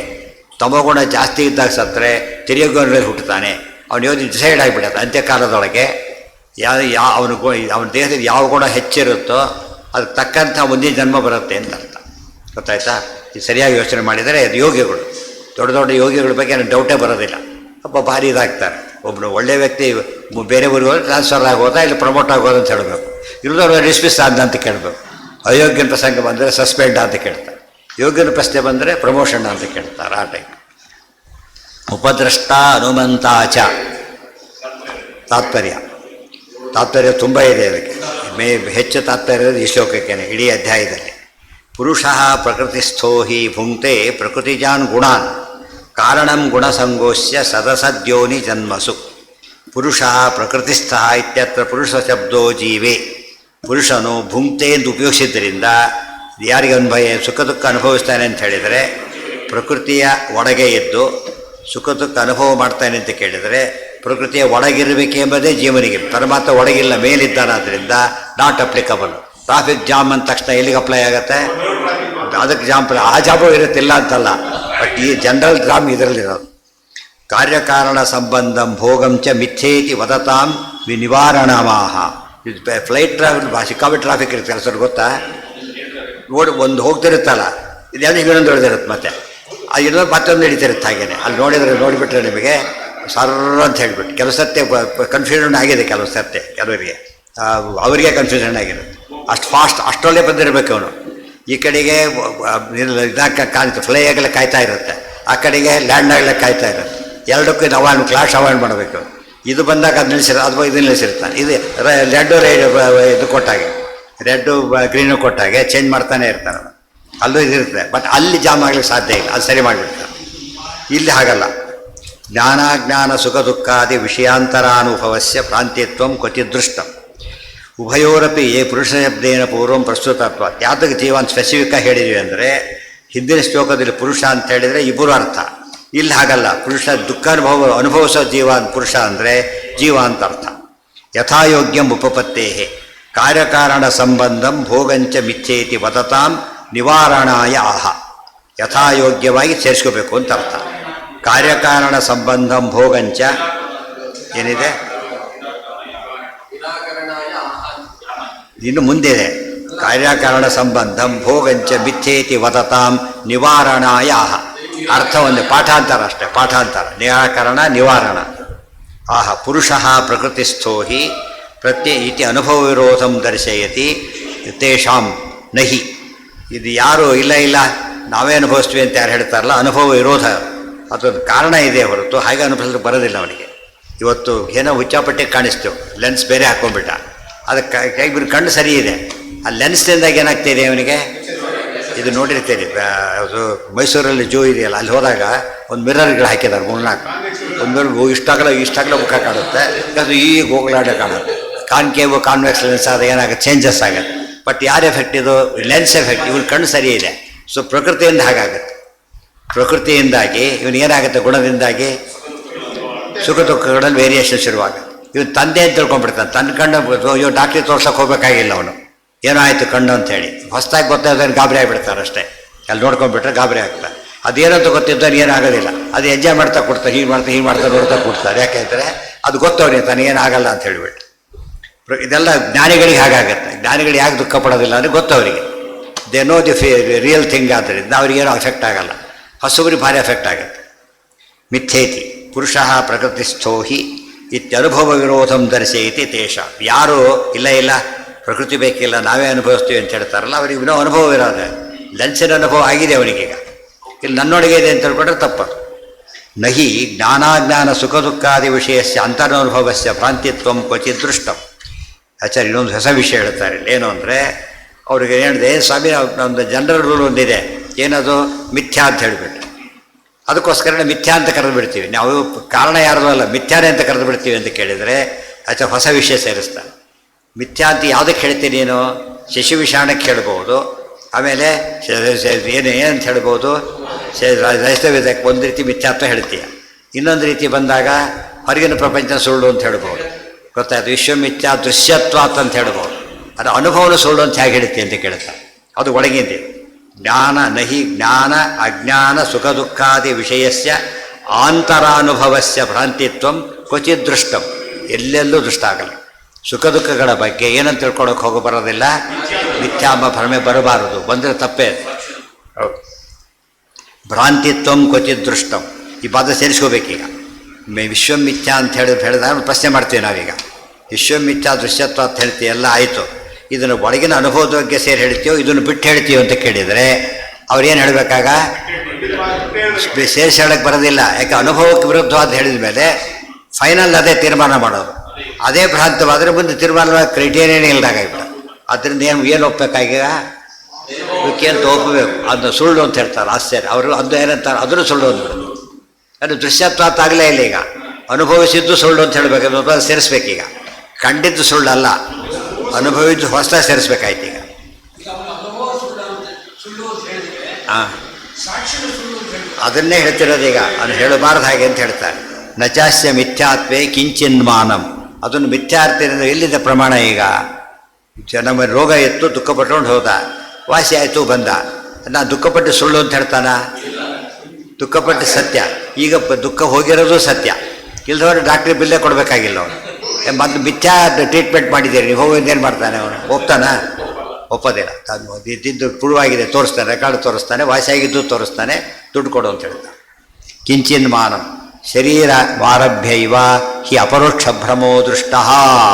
ಶರೀರದ ಹೊರಗೆ ಬಂದಾಗ ಹೊರಗಿನ ಭ್ರಮೆ ಶುರುವಾಗುತ್ತೆ. ಒಳಗೆ ಇದ್ದಾಗ ನಿದ್ರೆ ಬಂದಾಗ ಎದ್ದು ಸುಖವಾಗಿ ಮಲಗಿದ್ದೆ ಅಂತ ಹೇಳಿದ. ಅದು ಹೊರಗಿನ ಪದಾರ್ಥ ಅಲ್ಲ. ಅದು ಎಲ್ಲಿಂದ ಬಂದ ಸುಖ? ಅದು ಒಳಗಿಂದ ಬಂದಿತ್ತು. ಆದ್ದರಿಂದ ತತ್ರ ಅಪಿ ಬಲವತ್ ಪ್ರಮಾಣ ವಿರೋಧಾದೇವ ಭ್ರಾಂತಿತ್ವಂ ಕಲ್ಪ್ಯಂ. 2 ಪಾಯಿಂಟ್ ಮಾಡಿದ್ರಿ. ಈಗ ಅನುಭವಕ್ಕೆ ಯಾವ ಕಾಲಕ್ಕೂ ಭ್ರಾಂತಿ ಅಂತ ಹೇಳೋಂಗೇ ಇಲ್ಲ, ರೂಲ್ಡ್ ಔಟ್. ಹೊರಗಿಂದರಲ್ಲಿ 2 ಚಾನ್ಸ್ ಇದೆ, ಭ್ರಾಂತಿನೂ ಆಗ್ಬೋದು, ಇದು ಆಗ್ಬೋದು. ನಮ್ಗೆ ಎರಡೂ ಕಂಡಿದ್ದೇವೆ ನಾವೀಗ. ಸುಕ್ತಿರಹಿತನೂ ನೋಡಿದ್ದೇವೆ, ನಿರಾರಹಿತನೂ ನೋಡಿದ್ದೇವೆ. ಆದರೆ ಅನುಭವದಲ್ಲಿ ಮಿಥ್ಯಾನುಭವ ಅಂತಿಲ್ಲ. ಅನುಭವದಲ್ಲಿ ಏನಿದೆ, ಯಾವಾಗಲೂ ಸತ್ಯತ್ವನೇ ಇದೆ. ಆದ್ದರಿಂದ ನೋಡಿ, ಸಾಕ್ಷಿ ಸಿದ್ಧಸ್ಯಾಪಿ ಭ್ರಾಂತಿತ್ವಾಂಗೀಕಾರೇ ತತ್ರಾಪಿ ಬಲವತ್ ಪ್ರಮಾಣ ವಿರೋಧಾದೇವ ಭ್ರಾಂತಿತ್ವಂ ಕಲ್ಪ್ಯಂ. ಹೊರಗಿನ ಜ್ಞಾನವನ್ನು ಭ್ರಾಂತಿ ಅಂತ ಕರಿಬೇಕಾದ್ರೆ ಬಲವತ್ ಪ್ರಮಾಣ ತೋರಿಸ್ಬೇಕು. ಅನುಭವದಲ್ಲಿ ತೋರಿಸಲಿಕ್ಕೆ ಹೋಗಬಾರ್ದು. ಪ್ರಮಾಣ ಅಪ್ರಮಾಣ ಆಗೋ ಚಾನ್ಸೇ ಇಲ್ಲ. ಅದು ಸಾಕ್ಷಿಸಿದ್ಧಸ್ಯಾಪಿ ಭ್ರಾಂತಿತ್ವಾಂಗೀಕಾರೆ ಏನ ಸರ್ವಸ್ಯ ಭ್ರಾಂತಿತ್ವಂ ಅಭ್ರಾಂತಿತ್ವಂ ಚ ಆತ್ಮನೋ ಅವಗತಂ ತದಪಿ ಪ್ರಮಾಣಂ ಆತ್ಮೈವ. ಇವತ್ತು ಸಾಕ್ಷಿಸಿದ್ಧನೂ ಕೂಡ ನೀನು ಭ್ರಾಂತಿ ಅಂತ ಕರೆಯೋದಾದರೆ ಯಾವುದು ಗೊತ್ತಾ ಸಾಕ್ಷಿ? ಅದು ಯಾವುದು ಭ್ರಾಂತಿ ಹೌದು ಯಾವುದು ಭ್ರಾಂತಿ ಅಲ್ಲ ಅಂತ ತೀರ್ಮಾನ ಮಾಡೋದು ಯಾವುದು? ಅದನ್ನೇ ನೀವು ಭ್ರಾಂತಿ ಅಂದರೆ ಏನು ಮಾಡ್ತೀರಿ? ಈಗ ಸುಪ್ರೀಂ ಕೋರ್ಟ್ ಇದೆ, ಬದಲು ಕೋರ್ಟಿಂದ ಏನು ಮಾಡ್ತಾ ಹೋಗ್ಬೋದು ಇವನೀಗ? ಇನ್ನು ಮೇಲೆ ಹೋಗ್ತಾ ಬರ್ಬೋದು. ಕೆಲವೊಂದು ಅಲೋ ಮಾಡಲ್ಲ. ಕೆಲವು ಕೋರ್ಟ್ಗಳು ತೀರ್ಮಾನ ಹೇಗೆ ಮಾಡ್ತಾರೆ ಅಂದರೆ ಅಪೀಲ್ ನಾಟ್ ಅಲೋಡ್ ಅಂದ್ಬಿಡ್ತಾರೆ, ಅಥವಾ ಅವರು ನಾಟ್ ಅಡ್ಮಿಟೆಡ್ ಅವ್ರಂತ ಡಿಸಲೋ ಅವ್ರು ಮಾಡೋದು ಇವನೇ ಬರೆದು ಬಿಡ್ಬೋದು. ಹಿ ಮೇ ಅಲೋಡ್ ಟು ಟೇಕ್ ಅಂತ ಹೇಳ್ಬೋದು. ಫರ್ದರ್ ಸುಪೀರಿಯರ್ ಕೋರ್ಟ್ ಹೋಗ್ಬೋದು ಅಂತ ಹೇಳಿಬಿಡ್ಬೋದು. ಹೇಳ್ದೇ ಇರ್ಬೋದು, ಅವಾಗ ಹೋಗ್ಲಿಕ್ಕೆ ಬರಲ್ಲ ಇವನು ಬೇಡ ಅಂತ ಹೇಳಿಬಿಟ್ರೆ. ಸುಪ್ರೀಂ ಕೋರ್ಟಲ್ಲಿ ಮಾತ್ರ ಹೇಳಲೇಬೇಕಾಗಿಲ್ಲ ಅವ್ರು. ಏನದು ಸುಪ್ರೀಂ ಅನ್ನೋ ಪದನೇ ಏನು ಹೇಳುತ್ತೆ? ಅಲ್ಟಿಮೇಟ್ ಅಂತ ಹೇಳೋದ್ರಿಂದ ಅಲ್ಲಿ ಮುಗಿದೋಯ್ತು. ದೇರ್ಫೋರ್ ಭ್ರಾಂತಿ ಅಭ್ರಾಂತಿ ಅನ್ನೋ ವಿಚಾರ ತೀರ್ಮಾನ ಮಾಡೋದಕ್ಕೆ ಸಾಕ್ಷಿ ಅಲ್ಟಿಮೇಟ್ ಆದ್ದರಿಂದ, ಅದರ ಜ್ಞಾನ ಅನುಭವ ಆದ್ದರಿಂದ, ಅನುಭವನೇ ಸುಳ್ಳು ಅಂತ ಹೇಳಿದರೆ ನಿನಗೆ ಪ್ರಾಮಾಣ್ಯ ನಿಶ್ಚಯ ಮಾಡೋದು ಸ್ಕೋಪೇ ಇರೋದಿಲ್ಲ. ಸರ್ವಸ್ಯ ನಿತ್ಯ ಭ್ರಾಂತಿತ್ವಂ ಅಭ್ರಾಂತಿತ್ವಂಚ ಆತ್ಮನೋ ಅವಗತಂ ತದಪಿ ಪ್ರಮಾಣಂ ಆತ್ಮೈವ. ಅದಕ್ಕೂ ಆತ್ಮನೇ ಪ್ರಮಾಣ. ಆದ್ದರಿಂದ ವ್ಯವಹಾರತೋಪಿ ಅಸ್ತಿತ್ಯತ್ರ ಪ್ರಮಾಣಾಭಾವಾತ್ ಭ್ರಾಂತಿರಭ್ರಾಂತಿರ್ವಾ ನ ಕಿಂಚಿತ್ ಸಿದ್ಧ್ಯತಿ. ಅಲ್ಲಿ ಹೇಳಿದ ಹಾಗೆ ಈ ರೀತಿ ಹೇಳಬಾರ್ದು. ಅಲ್ಲಿ ವ್ಯಾವಹಾರಿಕ ಸತ್ಯ ಅಂತ ಹೇಳೋದಕ್ಕೆ ಹೋಗ್ತಾನಲ್ಲ, ಇಲ್ಲಿ ಅದನ್ನು ಹೇಳಬಾರ್ದು. ಸಾಕ್ಷಿ ವಿಷಯ ಬಂದಾಗೆ ಒಂದೇ ಹೇಳಬೇಕು ಅವನು, ಏನದು ಸತ್ಯ ಅಷ್ಟೇ, ಬೇರೆ ಯಾವುದೂ ಸೇರಿಸಾಗಿಲ್ಲ. ಅಲ್ಲಿ ಒಂದು ಚಾನ್ಸ್ ಇದೆ, ಭ್ರಾಂತಿ ಆಗೋ ಚಾನ್ಸ್ ಇದೆ, ವ್ಯಾವಹಾರಿಕ ಆಗೋ ಚಾನ್ಸೇ ಇದೆ. ಮತ್ತು ಸಚಿವಶಾಣ್ಯತೆಗಳಲ್ಲಿ ನಾವು ಟೋಟಲ್ ಭ್ರಾಂತಿ ಇದಂಥದ್ದಿದು ಸದ್ವಿಲಕ್ಷಣ. ಅದರ ಅನುಭವದಲ್ಲಿ ಎರಡಿಲ್ಲ, ಒಂದೇ ಒಂದಿರೋದು. ಏನದು ಸತ್ಯ ಅಷ್ಟೇ. ಅನುಭವೋ ಭ್ರಾಂತ ಇತ್ಯುಕ್ತೆ ಭ್ರಾಂತಿತ್ವೇ ಪ್ರಮಾಣಂ ತತ್ ಪ್ರಮಾಣಂಚ ಕುತಃ ಸಿದ್ಧೇತ್. ಅನುಭವನೇ ಭ್ರಾಂತಿ ಅಂತ ಕರೆದ್ರೆ ಭ್ರಾಂತಿ ಅಲ್ಲ ಅಂತ ಹೇಳೋದಕ್ಕೆ, ಹೌದು ಅಂತ ಹೇಳೋದಕ್ಕೆ ಬೇರೆ ಪ್ರಮಾಣ ಯಾವುದಪ್ಪ ಇದೆ? ವ್ಯವಹಾರತಃ ಸರ್ವಮಂಗೀಕುರ್ಮಃ ಇತ್ಯುಕ್ತೆ ವ್ಯವಹಾರೋ ವ್ಯವಹರ್ತ ಚ ಕುತಃ ಸಿದ್ಧ. ನೋಡಿ, ವ್ಯವಹಾರದ ಮೇಲೆ ಡಿಪೆಂಡ್ ಆಗುತ್ತೆ ಅಂತ ಕೇಳಿದರೆ ವ್ಯವಹಾರ ಯಾರವರೆಲ್ಲ ಹೇಳು ಅಂತ ಕೇಳ್ತಾರೆ. ಪ್ರತೀತಿತಃ ಇತ್ಯುಕ್ತೆ ಶೈವ ಕುತಃ. ಪ್ರತೀತಿಯನ್ನು ನೋಡ್ಕೊಂಡು ಹೇಳ್ತೀವಿ ಅಂದರೆ ಪ್ರತೀತಿ ಎಲ್ಲಿಂದ ಬಂತಪ್ಪ? ಸ್ವತಃ ಇತ್ಯುಕ್ತೆ ಸ್ವಸ್ಯ ಅಭ್ರಾಂತಿತ್ವೇ ಪ್ರತೀತಿಂ ವಿನೈವ ಪ್ರತೀತಿರಸ್ತೀತಿ ಭ್ರಾಂತಿಶ್ಯ. ಆಗ ಹೇಳಿದ ಸ್ವತಃ ಅಂತ ಹೇಳಿದ. ಸ್ವತಃ ಅಂದ್ರೇನು? ನ್ಯಾಚುರಲಿ ಇರೋದೇ ಹಾಗೆ. ಸ್ವಸ್ಯ ಅಭ್ರಾಂತಿತ್ವೇ ಪ್ರತೀತಿಂ ವಿನೈವ. ಅದನ್ನು ತನಗೆ ಭ್ರಾಂತಿ ಬಂದಿಲ್ಲ ಅಂತ ಹೇಳೋದಕ್ಕೆ ಏನು ಮಾಡಬೇಕು ಅವನಿಗ? ಇನ್ನೊಂದು ಜ್ಞಾನ ಅಪೇಕ್ಷೆ ಪಡಬಾರ್ದು. ಸತ್ಯ ಅಂದರೆ ಸತ್ಯ, ಭ್ರಾಂತಿ ಅಂದರೆ ಭ್ರಾಂತಿನೇ. ಇತ್ನಿಶ್ಯಾತ್. ಪ್ರತೀತಿ ಅಂದ್ರೇನು? ಇನ್ನೊಂದು ಜ್ಞಾನ. ಉದಾಹರಣೆ ಏನಾಯಿತು? ಒಂದು ಜ್ಞಾನ ಇದು ರಜತ ಅಂತ ಹೇಳ್ತೀವಿ, ಇನ್ನೊಂದು ಜ್ಞಾನ ಆಮೇಲೆ ನೋಡಿದ್ರೆ ಅಲ್ಲ ಅಂಥೇಳಿ ಆ ಜ್ಞಾನಕ್ಕೆ ವಿರುದ್ಧ ಬಂತು. ಅದು ಪ್ರಮಾಣ ಇದೆ, ಪ್ರಮಾಣ ಇಲ್ಲ, ಅದು ಅಲ್ಟಿಮೇಟ್ ಆಯಿತು. ಇಲ್ಲ, ಇನ್ನೊಂದು ಇಲ್ಲೇ ಇಲ್ಲ, ಸಾಕ್ಷಿ ಜೊತೆಗೆ ಒಂದೇ ಇರೋದಲ್ಲಿ. ಇನ್ನೊಂದು ಜ್ಞಾನ ಪ್ರಶ್ನೆ ಇಲ್ಲ ಈಗ. ಏರ್ಫೋರ್ ಇನ್ನೊಂದು ಮೇಲೆ ಹಾಕ್ಲಿಕ್ಕೆ ಬರೋದಿಲ್ಲ ನೀವೀಗ. ಪ್ರತೀತಿಂ ವಿನೈವ ಪ್ರತೀತಿರಸ್ತೀತಿ ಭ್ರಾಂತಿ ಸ್ಯಾತ್. ಪ್ರತೀತಿ ಇಲ್ಲದೆ ಪ್ರತೀತಿ ಬಂತು ಅಂತ ಹೇಳಿದಿ. ಹಾಗಿದ್ರೆ ಸ್ವಭಾವೋಪಿ ಸ್ಯಾತ್ ಸ್ವಯಮಸ್ತೀತಿ ಚ ಭ್ರಮಃ ಸ್ಯಾತ್. ತಾನೇ ಇರೋದು ಎಲ್ಲ ಭ್ರಮೆ ಆಗೋಗ್ಬಿಡುತ್ತೆ, ಮಾತಾಡಲಿಕ್ಕೆ ಬರೋದಿಲ್ಲ. ಕೊನೆಗೆ ಅದು ಬೌದ್ಧ ಮತನೇ ಆಗೋದು. ನಿರಾಲಂಬನೋ ಭ್ರಮೋ ನೋಪಪದ್ಯತೆ ಇತ್ಯಸ್ಯಾಪಿ ಭ್ರಮತ್ವೋಪಪತ್ತೇಹೇ. ನಿರಾಲಂಬನಃ ಭ್ರಮಃ. ನಿರಾಲಂಬನ ಅಂದ್ರೇನು? ಅಧಿಷ್ಠಾನ. ನಚ ನಿರಧಿಷ್ಠಾನ ಭ್ರಾಂತಿರಸ್ತಿ. ಇದ್ದಕ್ಕಿದ್ದ ಹಾಗೆ ಇಲ್ಲಿ ಶುಕ್ತರಹಿತ ಅಂತ ಯಾರು ಹೇಳೋದಕ್ಕೆ ಹೋಗೋದಿಲ್ಲ. ಶುಕ್ತರಹಿತಕ್ಕೆ ಏನು ಬೇಕು? ಒಂದು ಜಾಗ ಇರಬೇಕಲ್ಲಿ. ಇಲ್ಲಿ ಒಂದು ಜಾಗ ಇರಬೇಕು. ಸುಮ್ಮನೆ ಆಕಾಶ ನೋಡಿ ಶುಕ್ತರಹಿತ ಅಂತ ಹೇಳೋಕ್ಕೆ ಬರೋದಿಲ್ಲ. ಅದೇ ರೀತಿ ನೀವು ಹಗ್ಗ ನೋಡಿ ಹಾವಂತ ತಿಳ್ಕೊಬೋದೇ ಹೊರತು ಶಕ್ತಿ ನೋಡಿ ಹಾವಂತ ತಿಳ್ಕೊಳ್ಳೋದಿಲ್ಲ. ಶಕ್ತಿ ನೋಡಿ ಏನು ತಿಳ್ಕೊಬೋದು ಅವನು? ರಸ್ತ ಅಂತ ತಿಳ್ಕೊಳ್ಳೋದು. ಹಾವು ಅಂತ ಕನ್ಫ್ಯೂಷನ್ ಮಾಡೋಕ್ಕೆ ಬರೋದಿಲ್ಲ. ಅಂತ ಸಾದೃಶ್ಯ ಬೇಕು. ಅಧಿಷ್ಠಾನ ಸಾದೃಶ್ಯ ಎರಡು ಬೇಕೇ ಬೇಕು. ತತ್ ಪ್ರಮಾಣಮಪಿ ಅಪ್ರಮಾಣಮೇವ. ಏನು ಪ್ರಮಾಣ ಕೊಡ್ತೀವಿ ಅಂದರೆ ಅದು ಅಪ್ರಮಾಣ ಆಗುತ್ತಷ್ಟೇ. ಪ್ರಮಾಣತ್ವ ಭ್ರಮ ಇತಿ ನಾ ಸಿದ್ಧ್ಯತಿ ಇತಿ ನ ಕಿಂಚಿತ್ ಸಿದ್ಧ್ಯತಿ. ಭ್ರಮ ಇತ್ಯಸ್ಯೈವ ಭ್ರಮತ್ವೇ ಅನ್ಯಸ್ಯ ಅಭ್ರಮತ್ವವೇ ಭವತಿ. ಸುಮ್ಮನೆ ಭ್ರಮ ಅಂತ ಕರೆಯೋದಾದರೆ ಸುಮ್ಮನೆ ಅಭ್ರಮ ಅಂತ ಕರಿಬಹುದಲ್ಲ, ಕ್ರೈಟೀರಿಯನ್ ಇಲ್ವಲ್ಲ. ಸುಖ ದುಃಖಾದಿ ವಿಷಯಂ ಜ್ಞಾನಂ ಆತ್ಮಸ್ವರೂಪಮೇವೇತಿ ತಸ್ಯ ಭ್ರಮತ್ವೇ ಛದ್ಮನಾ ವಿನೈವ ಶೂನ್ಯವಾದೋ ಭವತಿ. ಇಲ್ಲ, ಸುಖ ದುಃಖಾದಿ ವಿಷಯಂ ಜ್ಞಾನಂ ಆತ್ಮಸ್ವರೂಪಮೇವ. ಸುಖ ದುಃಖಾದಿ ವಿಷಯ ಏನು ಸುಖ ದುಃಖ ತಿಳಿಸ್ಕೊಡ್ತಕ್ಕಂಥ ಜ್ಞಾನ ಇದೆಯಲ್ಲ, ಅದು ಆತ್ಮಸ್ವರೂಪನೇ ಅಂತ ಹೇಳೋದಾದರೆ ಆಗ ನೀವೇನಾಗ್ತೀರಿ? ಛದ್ಮನಾ ವಿನೈವ ಶೂನ್ಯವಾದೋ ಭವತಿ. ಆಗ ಪ್ರಚ್ಛನ್ನಮಯ ಶೂನ್ಯವಾದಿಗಳಾಗೋದಿಲ್ಲ. ನೀವು ಡೈರೆಕ್ಟ್ ಶೂನ್ಯವಾದಿಗಳಾಗ್ತೀರ ಹೊರತು ಪ್ರಚ್ಛನ್ನ ಶೂನ್ಯವಾದಿಗಳಾಗೋದಿಲ್ಲ. ನಹಿ ಅಂದರೆ ಅವ್ರು ಹೇಳಿದ್ದು ಡೈರೆಕ್ಟಾಗಿ ಒಪ್ಪಿದ್ದೀರಿ. ಹಾಗೇನೆ ಅದಕ್ಕೊಂದು ಮಾಡಿಕೊಟ್ಟಿಲ್ಲ, ಪಾಲಿಷ್ ಮಾಡಿಕೊಟ್ಟಿಲ್ಲ. ದೇರ್ ಫಾರ್ ಪ್ರಚ್ಛನ್ನ ಅಲ್ಲ, ನೇರ ಸಾಕ್ಷಾತ್ ಶೂನ್ಯವಾದಿಗಳಾಗ್ತೀರಿ. ನಹಿ ವೃತ್ತಿಜ್ಞಾನ ವಿಷಯ ಅಜ್ಞಾನಾದಿಕಂ ತೇಷಾಮಪಿ, ಅವರು ಕೂಡ ವೃತ್ತಿಜ್ಞಾನಕ್ಕೆ ವಿಷಯವನ್ನಾಗಿ ಅಜ್ಞಾನಗಳನ್ನು ಒಪ್ಪಿಲ್ಲ. ಅಜ್ಞಾನಾದಿಗಳು ವೃತ್ತಿಜ್ಞಾನ ಅಂದ್ರೇನು? ಬಾಹ್ಯಜ್ಞಾನಕ್ಕೆ ವೃತ್ತಿಜ್ಞಾನ, ಬಾಹ್ಯಜ್ಞಾನ ಇದೆಲ್ಲ ಬಾಹ್ಯಜ್ಞಾನ. ಸುಖ ದುಃಖಗಳೆಲ್ಲ ಏನವು? ಅದು ಸಾಕ್ಷಿಜ್ಞಾನ, ಬಾಹ್ಯಜ್ಞಾನ ಅಲ್ಲ. ಅದು ಅವಿಕಾರ್ಯ. ಇದೆಲ್ಲ ಏನಾಯ್ತು ಈಗ? ಶಾಸ್ತ್ರ ಯಾತಕ್ಕೆ ಓದ್ಬೇಕು ಅರ್ಥ ಆಗುತ್ತೆ. ಕ್ಲಾರಿಟಿ ಬರೋದು ಯಾವಾಗ? ಶಾಸ್ತ್ರ ಓದಿದ್ರೆ ಕ್ಲಾರಿಟಿ ಬರೋದಿಲ್ಲ. ಅವ್ರೇನು ಹೇಳ್ತಾರೆ, ಇವೇನು ಹೇಳ್ತು, ಕೊನೆಗೆ ಏನಾಗುತ್ತೆ? ಏನೋ ಇಬ್ಬರು ಜಗಳ ಆಡ್ಕೊತ ಕೂತಿದ್ದಾರೆ ಬಿಡ್ತಾರೆ ಅಷ್ಟೇ ಹೊರತು ವಿಷಯ ಗೊತ್ತಾಗೋದಿಲ್ಲ. ಯಾರು ಜೋರಕ್ಕೆ ಹೋಗಿದ್ರೆ ಅವ್ರಿಗೆ ಗೆದ್ದಾಗಲೆಕ್ಕ, ಆ ಥರ ಆಗಿಬಿಡೋದು. ಅದು ಸರಿಯಲ್ಲ. ಸತ್ಯ ಹೇಳೋನು ಕೂಗಬೇಕಾಗಿಲ್ಲ. ತೇಷಾಮಪಿ ಭ್ರಮಸ್ಯ ಅವಿದ್ಯಾ ಕಾರ್ಯತ್ವ ಅಂಗೀಕಾರ ನಹಿ. ಯಾಕೆಂದ್ರೆ ಭ್ರಮ ನೀವೇ ಡಿಫೈನ್ ಮಾಡಿದ್ದೀರಿ, ಅವಿದ್ಯಾದಿಂದಾಗಿ ಭ್ರಮೆ ಬರುತ್ತೆ ಅಂಥೇಳಿ. ಅಂದಮೇಲೆ ಹೊರಗಿಂದದು ಆತ್ಮಸ್ವರೂಪಸ್ಯಾಪಿ ಅವಿದ್ಯಾ ಕಾರ್ಯತ್ವ ಸ್ಯಾತ್. ನೀವು ಸುಮ್ಮನೆ ಒಪ್ಪೋದಾದರೆ ಭ್ರಮೆ ಬೇದಕ್ಕಲ್ಲ, ಆತ್ಮಸ್ವರೂಪಕ್ಕೆ ಭ್ರಮೆ ಬಂದಾಗಾಯಿತು ಅವಿದ್ಯೆಯಿಂದಾಗಿ. ದುರ್ಘಟತ್ವಂ ಭೂಷಣಮಿತ್ಯುಕ್ತೆ ದುರ್ಘಟತ್ವಂ ಸುಘಟತ್ವಂಚ ಉಭಯಂ ಭೂಷಣಂ ಅಸ್ಮಾಕಮಿತಿ ಉತ್ತರಂ. ದುರ್ಘಟತ್ವಂ ಭೂಷಣಂ. ಅವರೊಂದು ಕೊನೆಗೊಂದು ಏನು ಉತ್ತರ ಕೊಡ್ತಾರೆ ಗೊತ್ತಾ?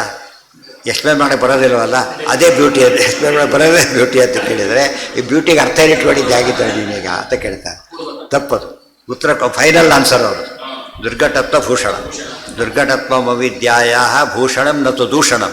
ಅವರದೇ ಮಾತು. ಅದು ಬೈಬಾರ್ದು, ನೀವು ಹೊಗಳಬೇಕು ಅಂತ ಹೇಳ್ತಾರೆ. ಏನು ಹೊಗಳ್ತೀರೋಡಪ್ಪ ಅಂತ ಕೇಳ್ತಾರೆ. ಸುಘಟತ್ವಂಚ ಉಭಯಂ ಭೂಷಣಂ ಅಸ್ಮಾಕಮಿತಿ ಉತ್ತರಂ. ನಹಿ ಪ್ರಮಾಣ ವಿರುದ್ಧಶ್ಚ ದುರ್ಘಟತ್ವೇ ಸುಘಟತ್ವೇವ ಅಪವಾದೋ ದೃಷ್ಟ. ಪ್ರಮಾಣ ಸಿದ್ಧವಾದ ಮೇಲೆ ಆ ದುರ್ಘಟನೆ ಸುಘಟನೆ ಪ್ರಶ್ನೆ ಬರೋದು ಪ್ರಾಮಾಣಿಕ ಅಷ್ಟೇ ಬೇಕಾದ್ದೇ ಹೊರತು ಆ ಸುಘಟದ ಬೇರೆ ವಿಚಾರ. ಪ್ರಮಾಣ ಒಪ್ಪಿದ ಮೇಲೆ ಮುಗೀತು.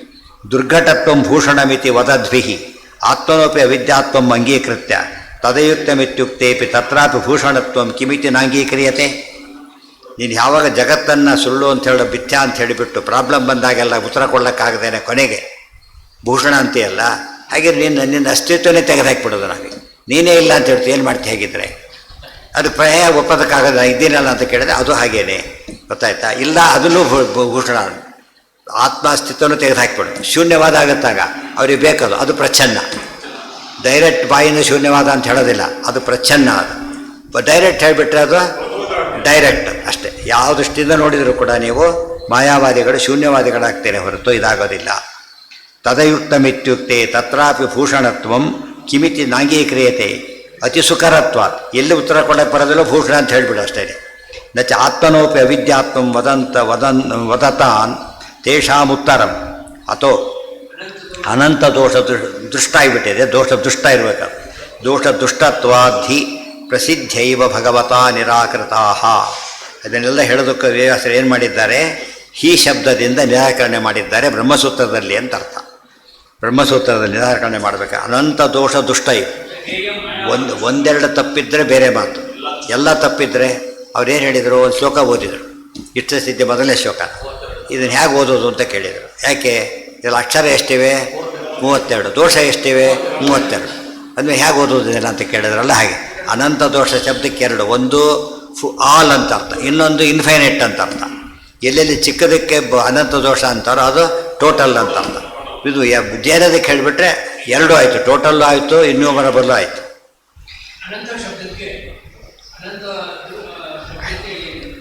ಒಂದರ್ಥ ಪೂರ್ಣ ಅಂತ ಅರ್ಥ, ಇನ್ನೊಂದು ಅರ್ಥ ಕೊನೆ ಇಲ್ಲದ್ದು ಅಂತ ಅರ್ಥ. ಗೊತ್ತಾಯ್ತಾ? ಕೊನೆ ಇಲ್ಲ ಅಂತ ಅಂದರೆ ಕೊನೆ, ಅನಂತ ಅಂದರೆ ಕೊನೆ ಇಲ್ಲ, ಎಂಡ್ಲೆಸ್ ಅಂತೀವಲ್ಲ ಹಾಗೆ. ಹೇಯ ಅಂದ್ರೇನು?